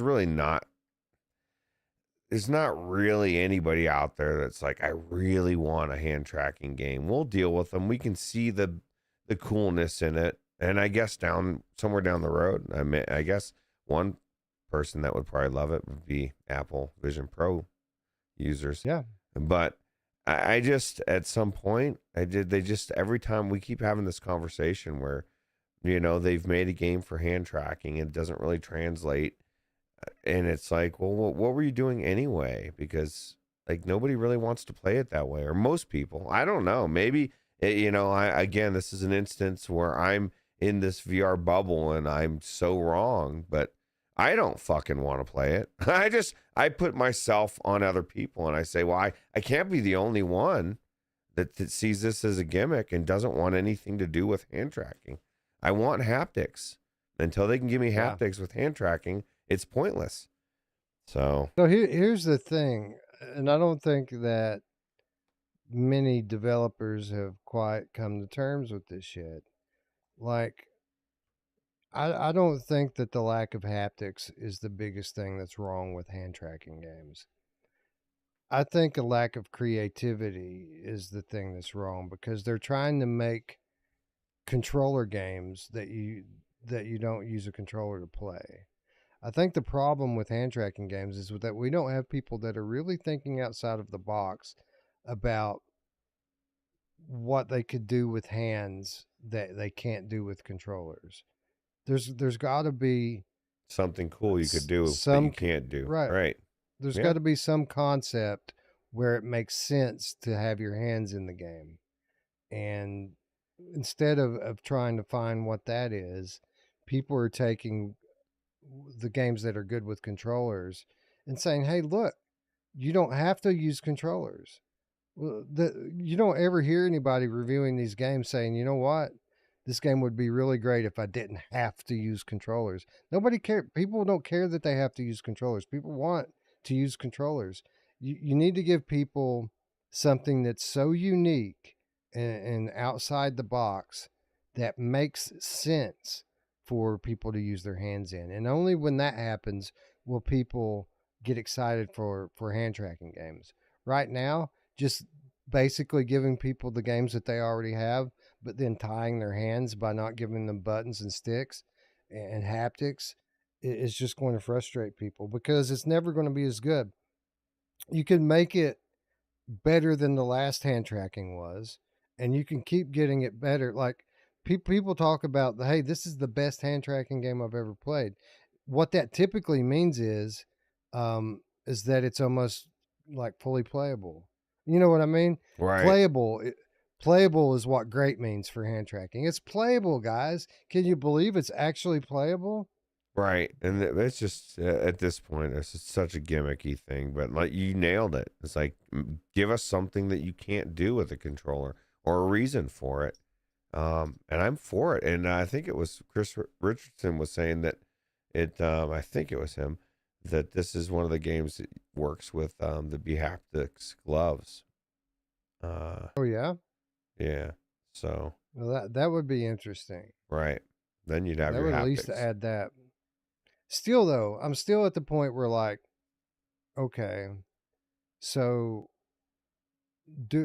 is it enough of an advantage to get rid of the controllers that I would be willing to trade full locomotion and challenging gunplay? Because basically the sacrifice. So this is a good game. I don't want to come off too negative, because this is a good game, and that was kind of my point, was that this could be a great game if they had just made it for controllers. But the problem with this game is that I can't run around freely. I have to teleport because they made it for hand tracking, and the gunplay isn't challenging, right? Because I don't really have to aim. I don't have to aim. I just have to kind of get it in the general area, and the bullets just go where they're supposed to go. Like real life. That's how real guns work, Wes. Yeah, That's why you only need one bullet. You don't need 12 bullets or, high capacity magazines. Just hit every shot. You're good. but I have fun with it. The look and sound of it is just phenomenal. The weapons are cool. The weapon upgrade system's cool. It has a really cool retro vibe to it where you kill enemies and they drop, currency on it, and you have to run over and collect it like an old school game. Um, it really has a lot going for it. Um, but it really just kind of shoots itself in the foot by not just going all the way to being a traditional game, but instead trying to set itself apart. Like there's enough here that it could have set itself apart anyway, but they had to go for hand tracking because that makes them super unique. Well, I mean, sorry, but it would have been better if you just had given it controllers and it would be unique because of the way it looks and sounds and plays, you know. I could do a lot of things unique that nobody wants, Wes, but the problem is nobody wants it, So, like, Right. and how about provide something that somebody does want or, give us a reason for it? And I just think hand tracking is just, we're not there yet. Unless this is the caveat you're developing a game for both Meta and Apple Vision Pro. Then I say fucking go all in because now you're developing for your Apple Vision Pro. It doesn't need a controller. Nobody's going to play it on Meta anyway. So, because how many hand tracking games really do people buy? How many successful games are there that are hand tracking only? I don't think there's any. Like, No. so And some of them are good. And again, by good, I mean playable. They're very playable. Like I would say that this one, I haven't tried it with the hand tracking, but I can see what the controls are going to be just from using my virtual hands. right. And I would say that like this and Eolia are the two that like I could play without controllers and still have fun. The other ones I've ever played have just been so bad that they just frustrate me. But Eolia, I could get around it and play with my hands. I prefer to use controllers. And this one again, I think I could get it on just fine with just my hands in this one. But again, I prefer to use controllers. At the very least, with the controllers, you have the haptics and you have the ability to use the thumbstick to teleport instead of having to grab at them. So, anyways, it's a good game. It was much better than I expected it to be. Yeah. Moving on to another Quest game coming to PCVR. And Ruuts, I did not play this on PCVR. I can't really speak to if there's any real upgrades to playing this on PC. But here's the cool thing is that it really doesn't matter because this game was great on Quest, and I guarantee you it's just as great on PC, and that game is Swarm too. Yeah. Yeah. It probably looks better, a little bit sharper, right? Is my assumption. I didn't play it on PC as well. But I should. I don't know. Do we have it on PC? Yes, it is. No, we don't. And that's kind of that's what probably that's why. kind of the reason Yeah. I didn't play it on there. It isn't on the Rift store with cross-buy, and I didn't bother like asking for a key for it, and they didn't send me one, so we just reviewed it on Quest, and we're going to assume that it's the same game on PC that it is on Quest. Yeah. And if that's the case, we've covered this game in great detail already. This is a high-paced grapple shooter, really a sequel to one of our favorite Gen 1 Quest games, but really kind of reinvents itself with the roguelike progression that they've added in here and all the new abilities and things that you unlock as you go through this. I know people are kind of getting sick of roguelites, but it really does add a new kind of twist to the Swarm formula. Yeah. Yeah, well, then if devs are going to have to come up with some other way to make their games deep, right? Because there's been a lot of them, right?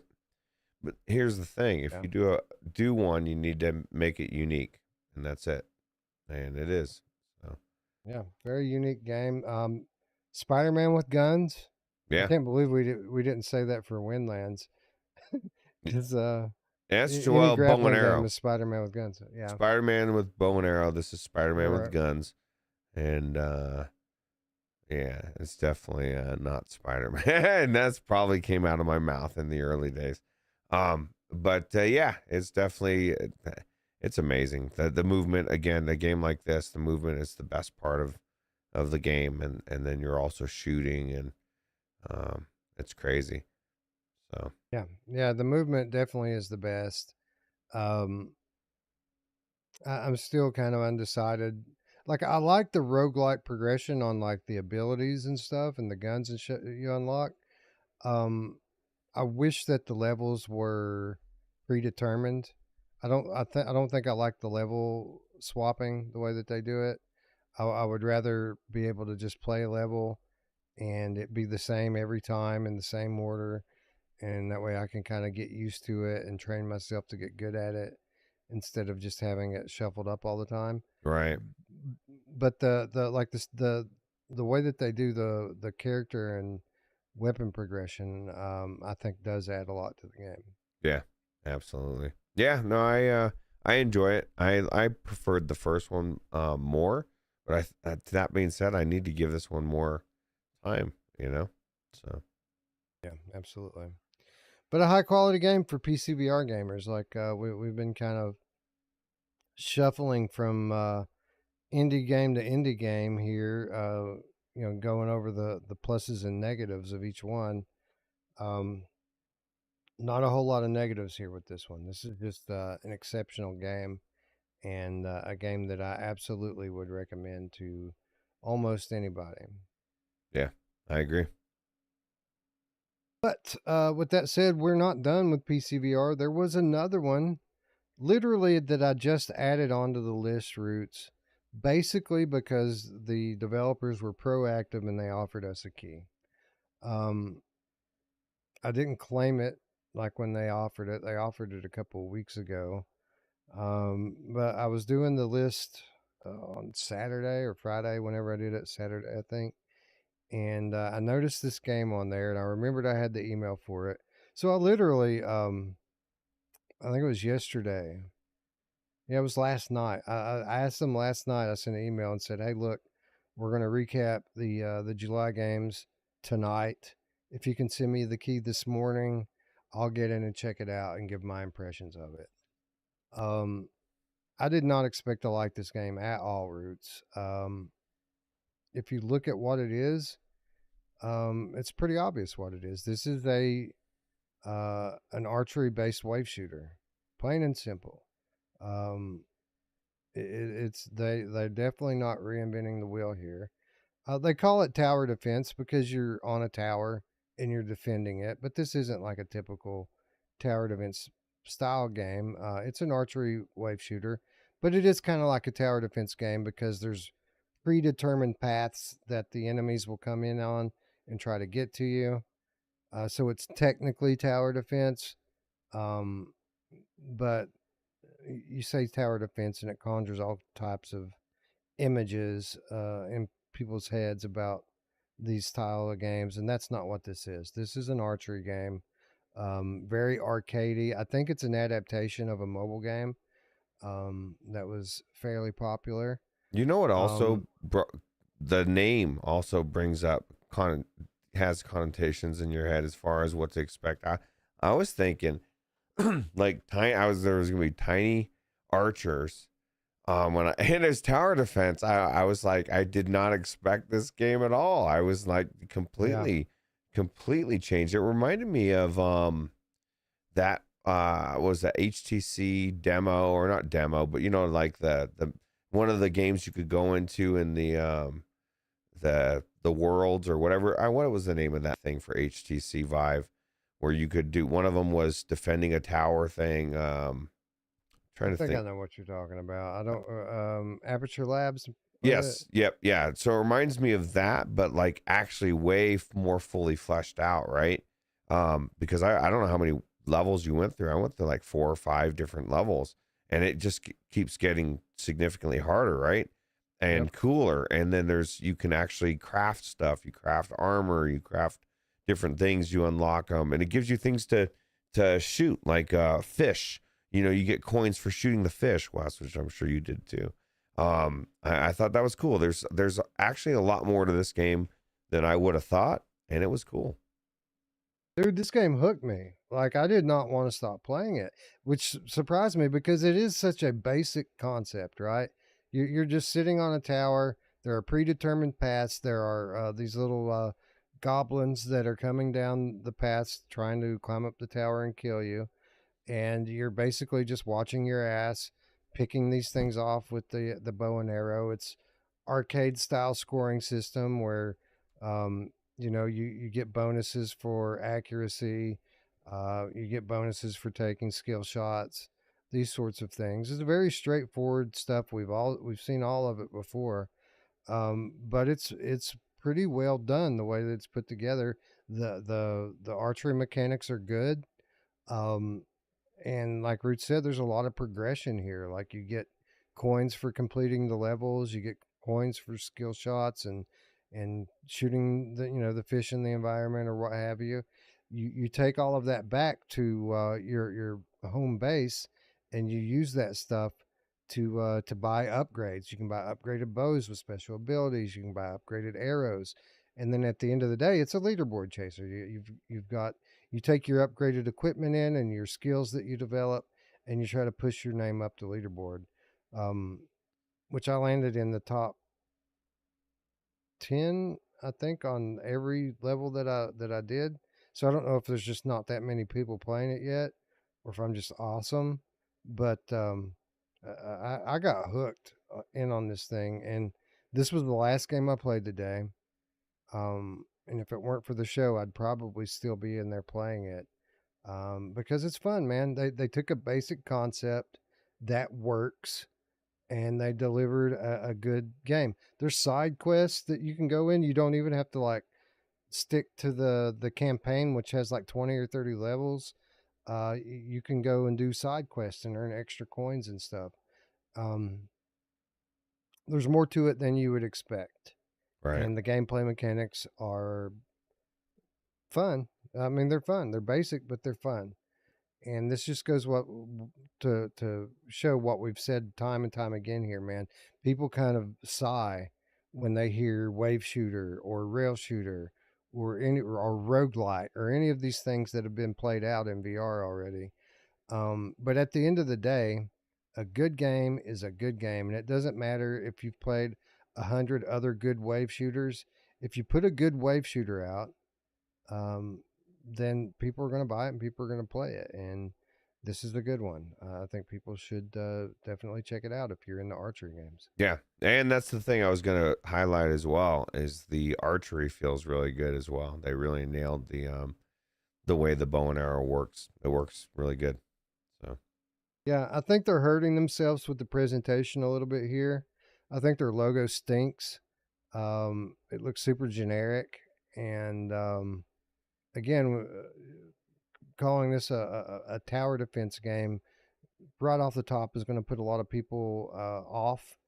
A lot of people aren't going to try it out. I will point out, though, that if you're watching this and you trust our opinion at all, um, there's a free demo of this on Quest. So if you want to check it out, you can play 15 minutes of the game on Quest. I would just advise you to not get too hung up in the menu. Just go straight into the level day one and play as far as you can get. You could probably get through 2 levels, maybe 3, before they cut you off, and get a feel for it. But I like it, man. Here you can tell that this came from a mobile game because of how well fleshed out the in-game currency and upgrade system is done, like the shop and the quest and all of that. Isn't it crazy that that's how we can tell? Like, why can't we have that in VR too? Like, why can't devs do that? They just, you know what I mean? It's like it's like they focus so much on the VR part, and they leave all the real gaming shit out, and expect gamers to still want to play it. And it's like a disconnect. I don't know. But devs, if you're watching this, I would say hire a new artist to do a new logo and new key art for your Quest store page. Redo your copy on the store page, and lean more into the archery and less into the tower defense. And you might actually be able to lure some people in. Also, let them play for a half an hour. Don't cut them off at 15 minutes with the free trial. But no, man, this is a solid game. I thought it was going to stink. I really did. I'm happy to say that it didn't, and it doesn't. Yeah. And out of all of these, this is probably the one that I'm most likely to pick up for 30 minutes at a time over the next month or so. But with that said, is it the game of the month? That is the question. No. No, it's not. It's not game of the month. This is one of the easiest months for choosing it's been for me. Yeah. Well, Swarm 2 is really the only complete game that's fully polished out and unique out of all of the games on the list.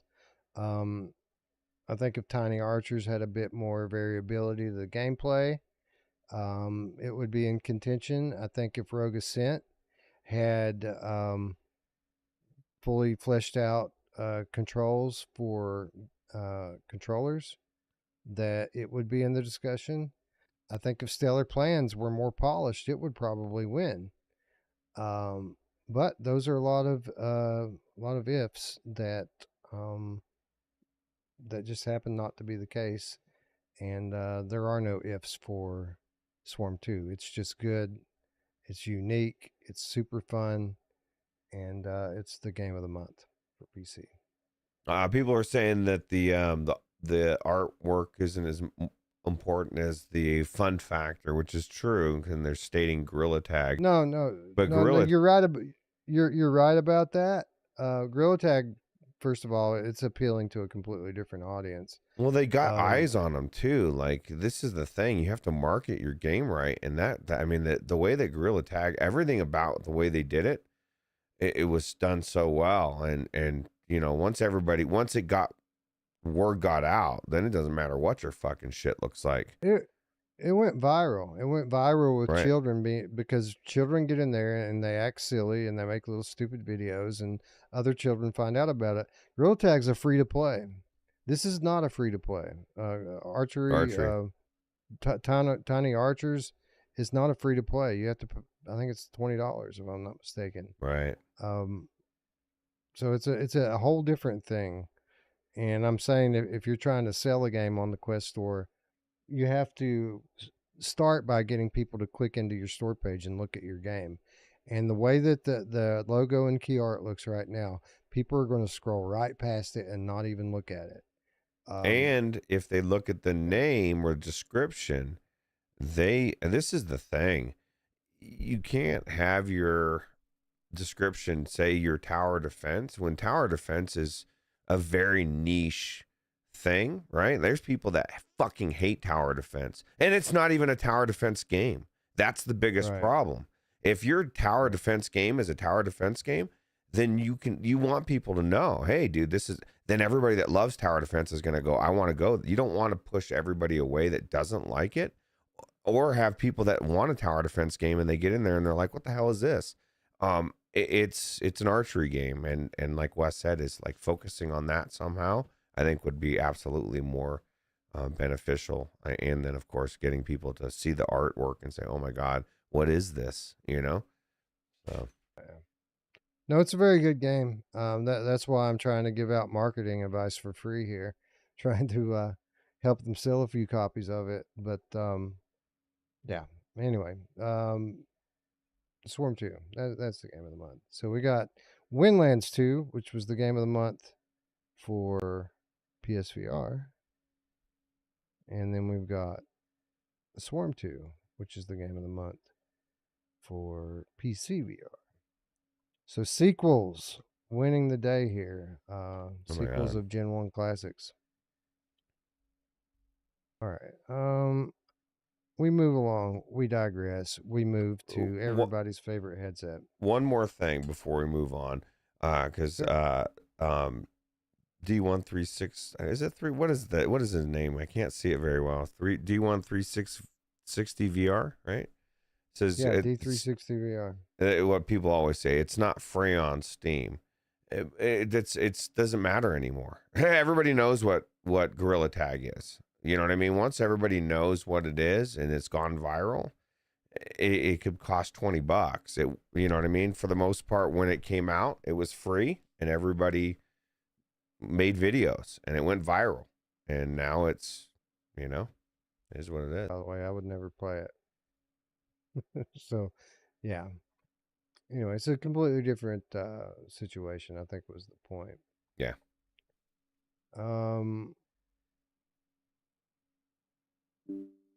People were talking about B haptics. It seemed like B haptics popped up in a couple of these games that I wasn't expecting today, but I can't remember which ones it was, so I can't really talk about it. Anyways, someone talking about the Dungeons of Eternity coming to PSVR 2. That game does support B haptics, by the way, so hopefully it'll bring that functionality along with it to PlayStation. We need to do some more B haptics pretty soon, Ruuts. Yeah, especially for that. And I don't see why it wouldn't if it's already supported on PC. That's my biggest thing, and I hope, I want to see everything supported, right? And if it's already supported on one platform, I don't see why they shouldn't just bring it over. But I don't know how all that works, But I agree. Yep. I definitely want to do more. Anyways, let's talk a little bit about Quest.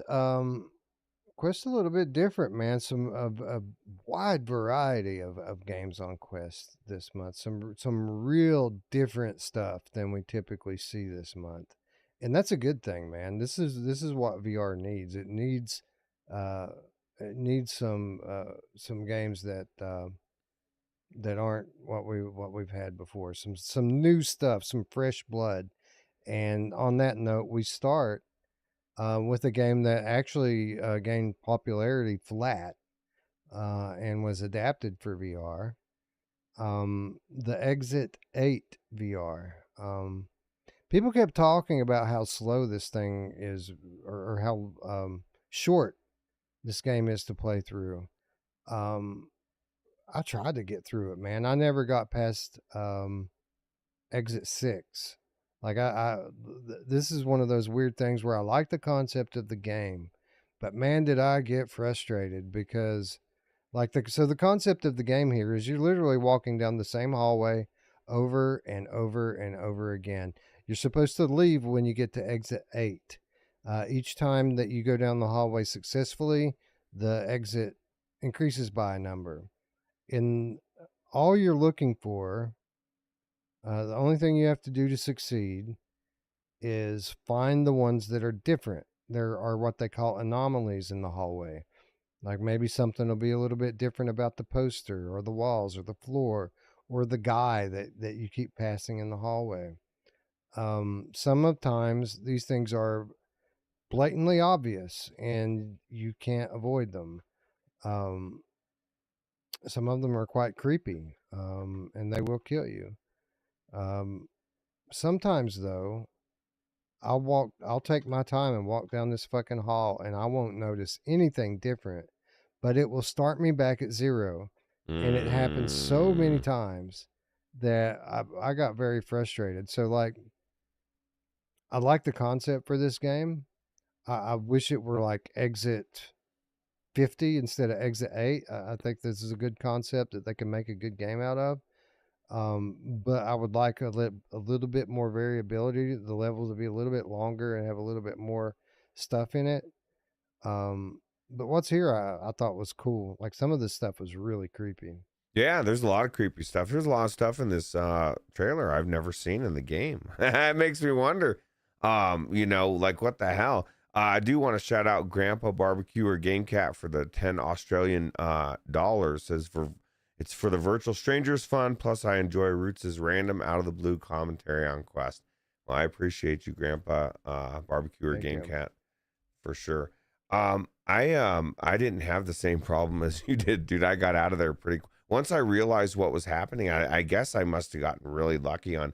Now at first I was wandering around, but I didn't even read the fucking poster, Wes, that just tells you what. I was like, what am I like? What is happening?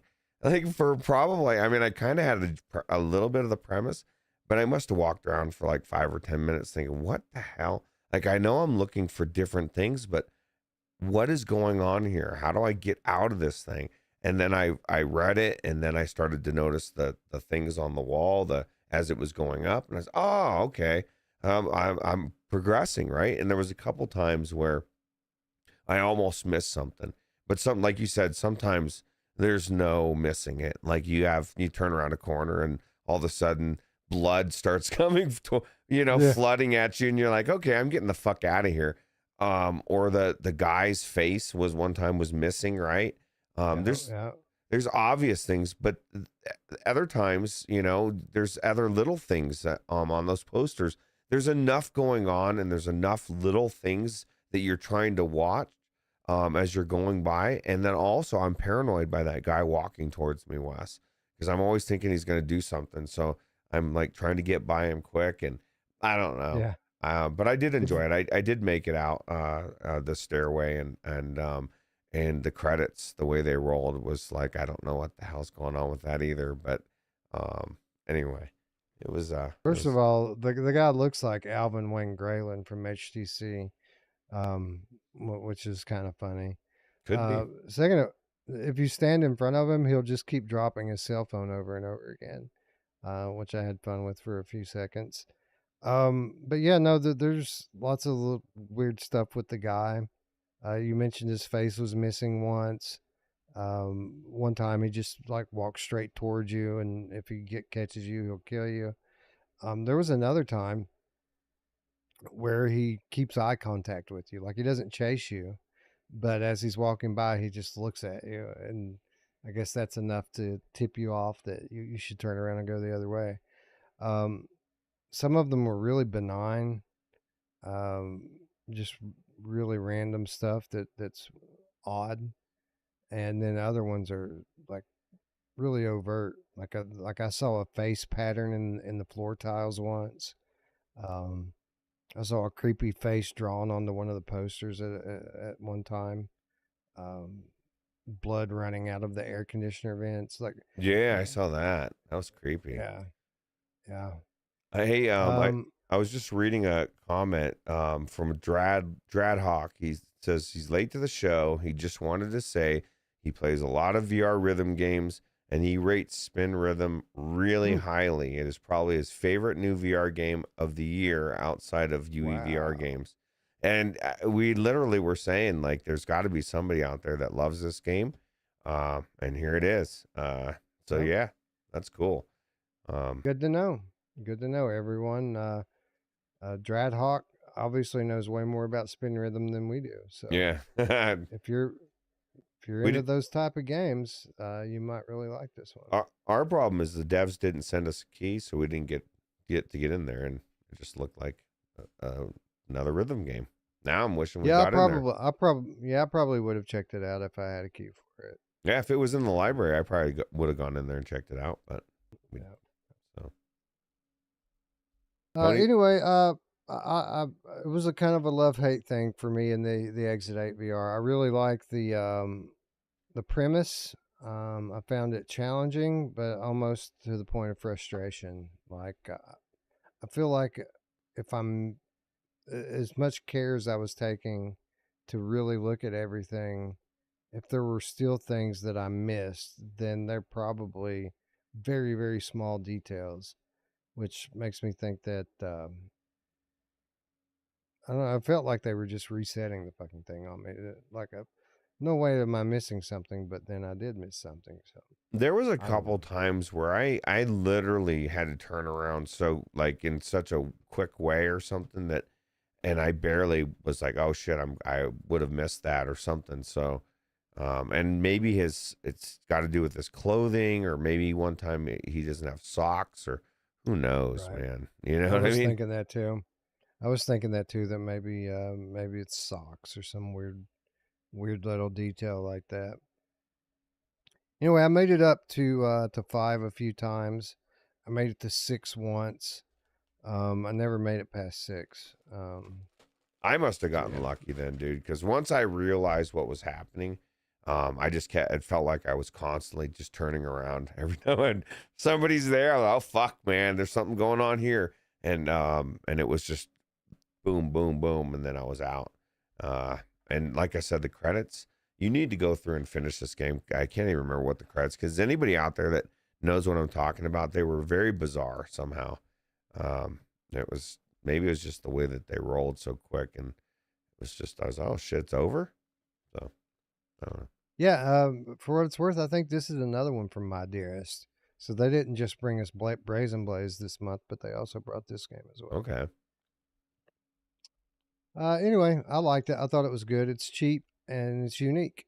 And if you're into creepy, like liminal space type horror games, this one probably worth picking up and giving a few minutes to. Of course, we need to mention that once again, Infinite Inside came to all platforms this month. Most people will tell you that Quest is the way to play this. Most people think that the mixed reality gimmick adds something to this game. That's what reviewers say. That's not what I say. Um, I mean, it was fine, but I didn't find that it added anything at all to the game. I really wish that they had um, like a cool transition sequence where you're like teleporting into the thing, but they didn't even have that. Like when you're going into the tower, the screen just goes black and then it fades back in and you're in it. Um, so yeah. Anyway, I'm not going to rehash Infinite Inside. Very average puzzle game for Quest mixed reality. Moving on. Again, another game from the early days of VR makes itself new once again. Another one that I felt was, that they added mixed reality support into it. Didn't really need it. I didn't use it. I stayed in the full VR mode of this game pretty much the whole time that I played it. But man, did I enjoy Witchblood.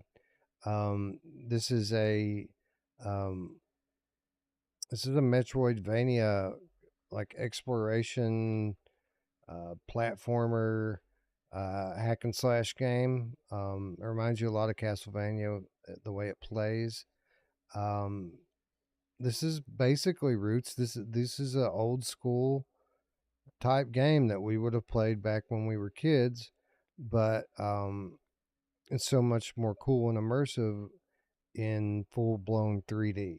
And even though it is a side scroller game, the world is 3D and has a lot of depth inside the headset.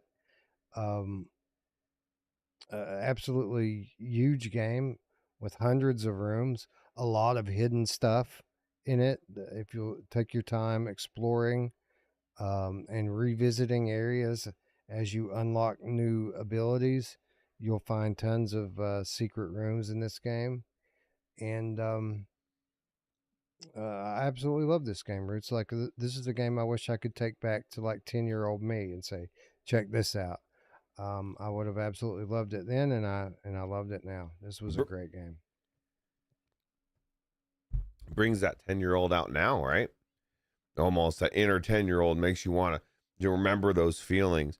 And like you said, this is a, might as well be a flat game in VR, right? Yeah. As far as Yep. the progression, the depth of it is as much that we need more games like this in VR. And not saying everything has to be a flat game. Just make the progression like it would be in a flat game.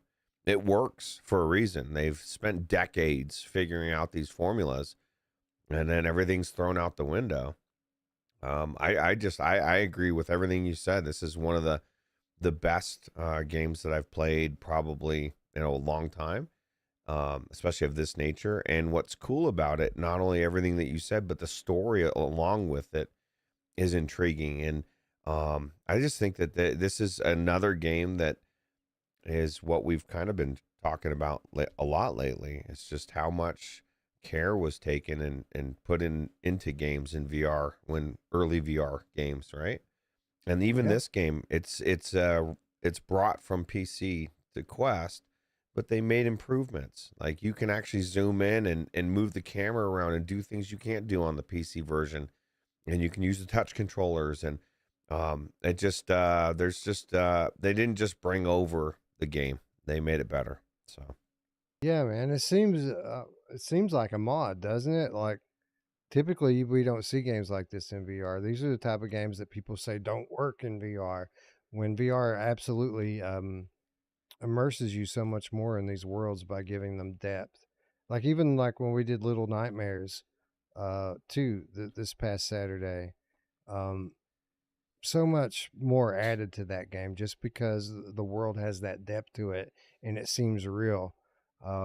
Same thing going on here with this. Like you could play this on a flat screen, but you're not going to really get into it and enjoy it the same way um, as you will inside the headset.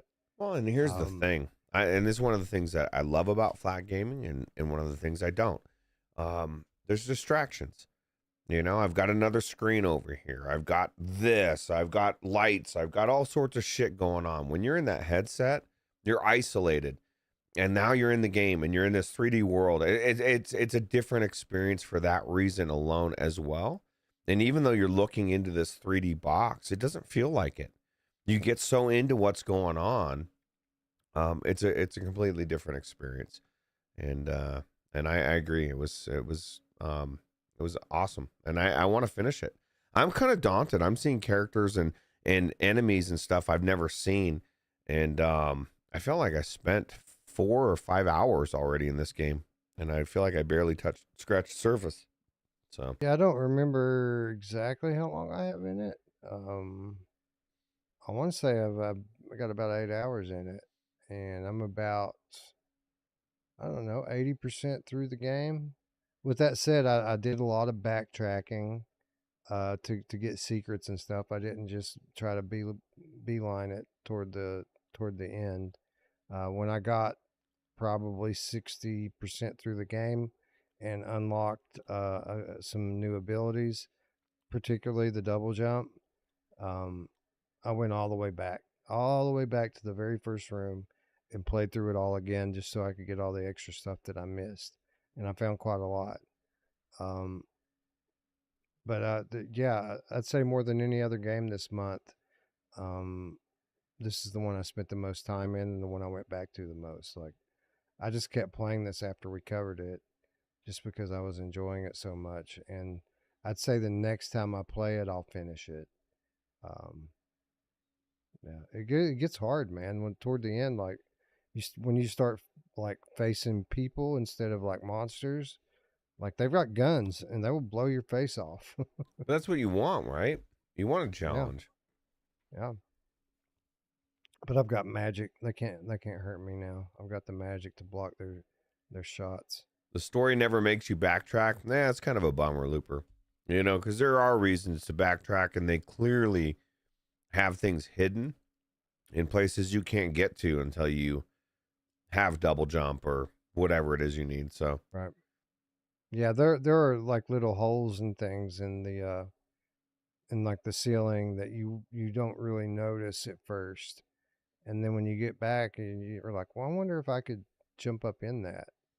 And sure enough, you give it a try and you can. And like there are other places where like you're outside and there's houses and stuff and you don't know where to go. And then you get the bright idea to see if you can get on the roof and oh, wait, you can. And then you get to the other side of the house and then the level keeps going that way. And, um, or if you could do that and end up at a dead end, and then if you jump off the cliff at the dead end, you end up falling like through all of this empty space and ending up like 3 levels back from where you were at and having to go through the whole game again. Oh God. Yeah. Distracted says, "Are there any VR interactions in this?" No, I mean, Nope. this game Nope. It's, didn't this game came out, I think, in 2016 or 2018. I don't know. It might have been one of the early games that was. yeah, this was an early Oculus Studios game. It came out a long time ago. Yeah. But no, it's completely gamepad controls. There's no VR stuff in it. That's what I'm saying. It plays like a mod. Like it feels like a mod. But it's a very good one. I really enjoyed this game a lot. It's very well done. It's very polished. It has Oculus money behind it, and you can tell it when you're playing it. Yep. Okay, moving along. Next nominee, a game we already talked about, Brazen Blaze. For what it's worth, when I played this, I think I played it on Quest, and all of the things that I had to say about it earlier were about the Quest version. Very well polished and fun to play arcade style battle game. $15. Check it out if you're into this sort of thing. And last but not least, our last nominee of the episode, Thrasher. From the developers of Thumper comes a new game set in a very familiar feeling world.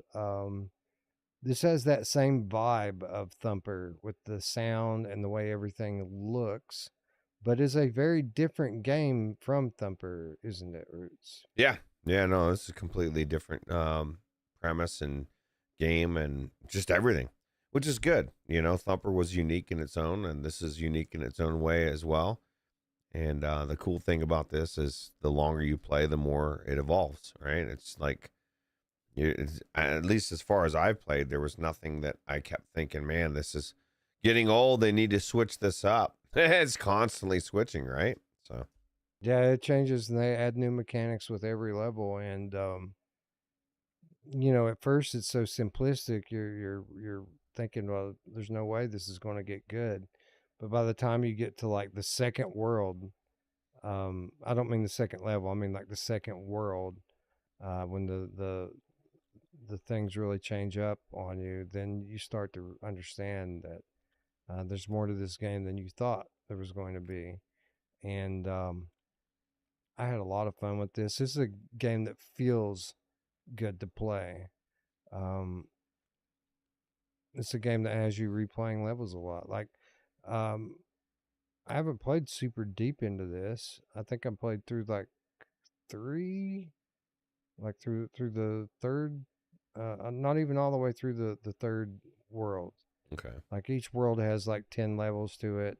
I played through all level 1. I played through all level 2. I played about halfway through level 3. And then I started over because I wanted to start chasing leaderboards. So I started practicing the early levels. I said Witchblood was the one I had the most time in this month, and that's true. I probably spent the most time in Witchblood. But I went back to Thrasher probably as many times. Now, the difference was where I would play Witchblood for 2.5 hours.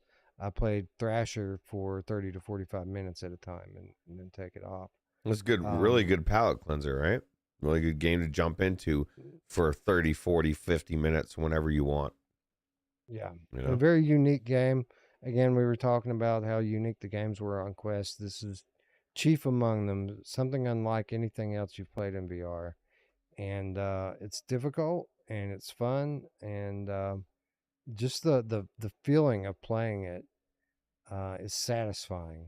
It's satisfying to break these things, and the sound and the vibration and the way it works together has this kind of ASMR effect to it that's addictive. But a very, very good, very original game. I don't know how really to describe it. You see on screen what it is. You're leading this space eel around, trying to break certain geometry while avoiding other geometry. And the faster that you can go about doing that, the higher your score will be. And then you come to boss fights at the end, which are literally the same as the other levels, except there's a little action at the end that you can do to attack the boss with the ill. Um, but again, it's super weird. But I like weird. So Let me ask you a question. Did you wake the baby? I don't think I wake the baby. I don't Yeah, know. it I don't says think whatever so. you do, don't wake the baby. I didn't even know that was a part of the game. I was like, what baby are we talking about? I guess I missed it. But yeah, no, I think this is definitely a cool game. Definitely really, like Looper says, he said it feels more like an experience at first, but it's slowly turning into a game the further you get into it. That's kind of That's true. it's the way it is, right? So Yeah. Um. Anyways, finally, Roots, we have a debate on our hands here because I feel like we have two very unique, very exceptional games on Quest, and I really don't know which way to go. Is Thrasher the game of the month, or mm. is Witchblood the game of the month for Quest? I'm going to put it up to a poll, but while I'm doing that, if you have a definitive opinion on this matter, please share it. Okay, so first I wanted to say what Xbox Game Pass only biatch and sometimes PS4 LOL says, "Boys, sorry, I'm in Australia and I'm actually a business wanker or banker. I can't say too much, but man, I'm listening and loving you, your shiz, onwards and upwards." Well, I appreciate that. Thank you. Thank you for the But kind words. but yeah, no, this is my thing. It's hard for me because one of these games is like geared right towards what I love to do as far as like platforming and that type of game, and then the other is something a little bit more exotic that I haven't gotten quite as far into. So and I haven't done as much as you have, so it's not as much of a hard choice, right? Like I loved Thrasher, but I think Witchblood is just so, it just has everything. There's so much to it, right? There's not a category I could really say I would ding it on. Production was amazing, so uh, and I could almost say the same thing about this one. There's really Yeah. not anything I would ding this one on either. It's just I really enjoyed Witchblood more, you know. Yeah, it's a very different. It's similar and different. It's similar in the ways that you stated that like there isn't a whole lot bad to say about either one of these games. Um, Witchblood's definitely the one that kept me entertained for longer periods of time.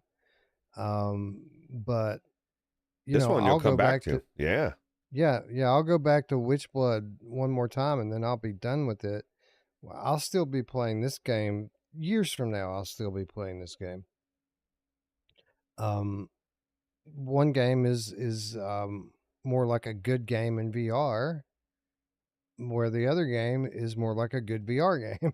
You know what I mean? Like Witchblood. Well, obviously it's better in VR. That game would be fun on flat. Thrasher, you couldn't play that on flat. I mean, I guess you could with a mouse on a screen. You could probably do it, but that would suck. Yeah, compared to the way Um, it is in here, wouldn't be as good, right? right. So, yeah, I don't know, man. I don't know which way to go with it. I really enjoyed both of these games a lot, and I recommend them both very highly. I think if Um, Eric was here, he would say that Thrasher has like different, or would point out the different abilities as far like remember he was saying how it was cool how you could sling at one point you have to start slingshotting or pulling it and slingshotting, yeah, like you're completely changing the mechanics. Um, it's like you're not just whipping it around; it's changing things as you go along. So well, the chat is pretty definitive here, even more so than the other categories. I'm going to leave it up for another minute or so and let people come through on this. But I think what we're going to have here, Ruuts, is we're going to have a situation, in my opinion, where this warrants a winner and a runner-up. I agree. Because I'm split on it. Like, I love both of these games. I don't know which way to pick. So I'm pretty much at the point where I think I'm going to let you in the chat decide the winner, but we're going to definitely bring Thrasher along for the ride. We may feel different about it at the end of the year, and Well, that's what the that's what it's all about. runner-ups for. Yeah, yeah, because I guarantee I'm going to go into it more and want to play more in depth and see what's going on in this game and guide the space eel. You know who loves to guide the space eel, Wes? My Yeah, she does. mom. Yeah, pretty much every eel. Not She just likes to space. guide the eel into her space, Yeah, she does. but don't wake the baby. Yeah, well, pretty much that's. I never really noticed that on the advertisements before or anything. That was the first time I really paid attention to that part. And I guess maybe there's a big baby that I just missed it. It's probably right in your face, and you're like, oh, It's one of the. It's like the final boss is what it is. Oh, okay. Final bosses. Yeah. So Tony Savino's distraught because he really wants Thrasher to win. Don't be too distraught, Tony, because Thrasher is coming to PCVR this winter, so we'll be able to revisit it later down the road. and it's impossible to go up against Witchblood again in PCVR because it's already out. That's true. So That's right. And again, for all intents and purposes, when we pick a winner and a runner-up, that's pretty much a draw. Both games will be nominated as Game of the Year for Quest. One won't have an advantage over the other when we pick the winner for that. So it's essentially a draw. It means the same thing, but I think we're going to call Witchblood the winner because 2/3 of the chat agree that it should be. it's just so good. I mean, but Thrasher's good, really good too. But Witchblood just gives you everything, the whole package. You know who loves the whole package? My mom. So, someone in the chat was saying that the Thrasher would look great on the OLED, and I wholeheartedly agree. This thing would probably look amazing on PSVR too. We'll see when it comes to Steam. Yeah, and I'll definitely and I'll actually be able to use the backlit technology that doesn't really. I don't know. Does that come through on Quest? I think it's only Steam stuff, right? For the Quest Pros. You can use it on Quest games. You just have to enable it in the settings. Oh, I have it enabled then, I think. So it's turned off. It's turned off by default because it consumes more power, I think, if you have it enabled. You have to turn it on. Yeah, I turned it on a long time ago for I guess it was probably for everything. But yeah, so I probably did see it in somewhat OLED colors then, but not the same as the PlayStations will be. Anyway, that's it, ladies and gentlemen. PSVR 2 Game of the Month, Windlands 2. Excellent game. PCVR Game of the Month, Swarm 2. Excellent game. And then Quest Game of the Month, Witchblood and Thrasher. 2 games. Again, 2 excellent games. I think things are looking up, Ruuts. Again, we didn't have banger after banger after banger, but we had a bunch of good games this month. Not a whole lot of bad ones, and some really good ones that actually won in each category. Every platform had a great game on it this month. So yeah, how good is that, right? Yep, that is good. And it's only going to get better from here, folks. The release calendar's picking up. August should be better than July, and September will definitely be better than August. So stay tuned. Make sure you're subscribed if you haven't already. We do free content here, but we do ask that you at least give us a couple of clicks, subscribe, like the videos, help us with the algorithm, and we'll keep on keeping on the way that we have been. If you want to do a little something extra, you can support us on Patreon, where for as little as $3 per month, you can have access to our weekly show notes, exclusive content, insider updates. You get your name in the ticker at the end of the show. You get to hang out with us in VR at the end of the year and vote for the game of the year. Damn, we're close. Hey, That's coming up, huh? That's crazy. yeah, we're in the 8th month, dude. We're getting there. It'll be here before you know it. Yeah, that's Um, crazy. I'll have to start. I'll have to start emailing developers next month to start putting the giveaway together, because I don't want to wait to the last minute again and having to fucking cram and do all this stuff at the last minute. It's very difficult to do the way that we give away games during the 2024 shows. I mean, we give away over 100 games every year, so yeah, that's Agreed. takes some work. Yeah. Chris Richardson wants to know what's the Rift game of the month.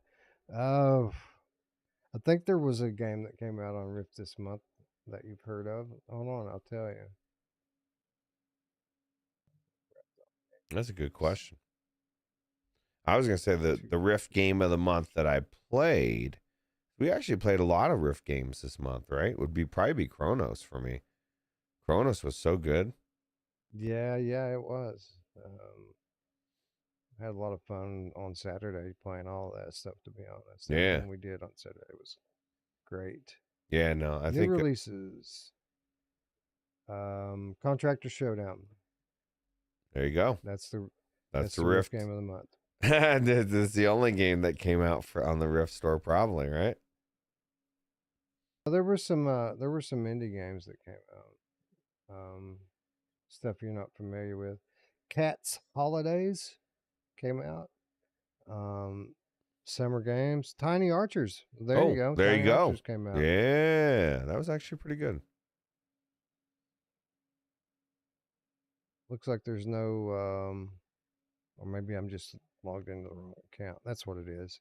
I was gonna say it looks like there's no cross-buy, but I'm on my personal account, not on the show account. Are they selling that Steam box at Best Buy, or is it direct from Sony only? I would imagine that you'll be able to get it at Best Buy. I don't know that for certain, but Looper, I think, said that Amazon has bundles with it right now. So if Amazon's going to have it, I'd say Best Buy will have it as well. I gotcha. I don't know. Why don't we search for it really quick here and see if anybody's selling it yet? PSVR 2 PC adapter search. Go to shopping. There's a link adapter. There's the Steam VR dongle, whatever the fuck that is.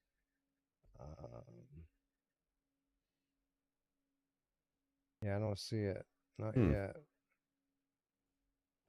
That's crazy, right?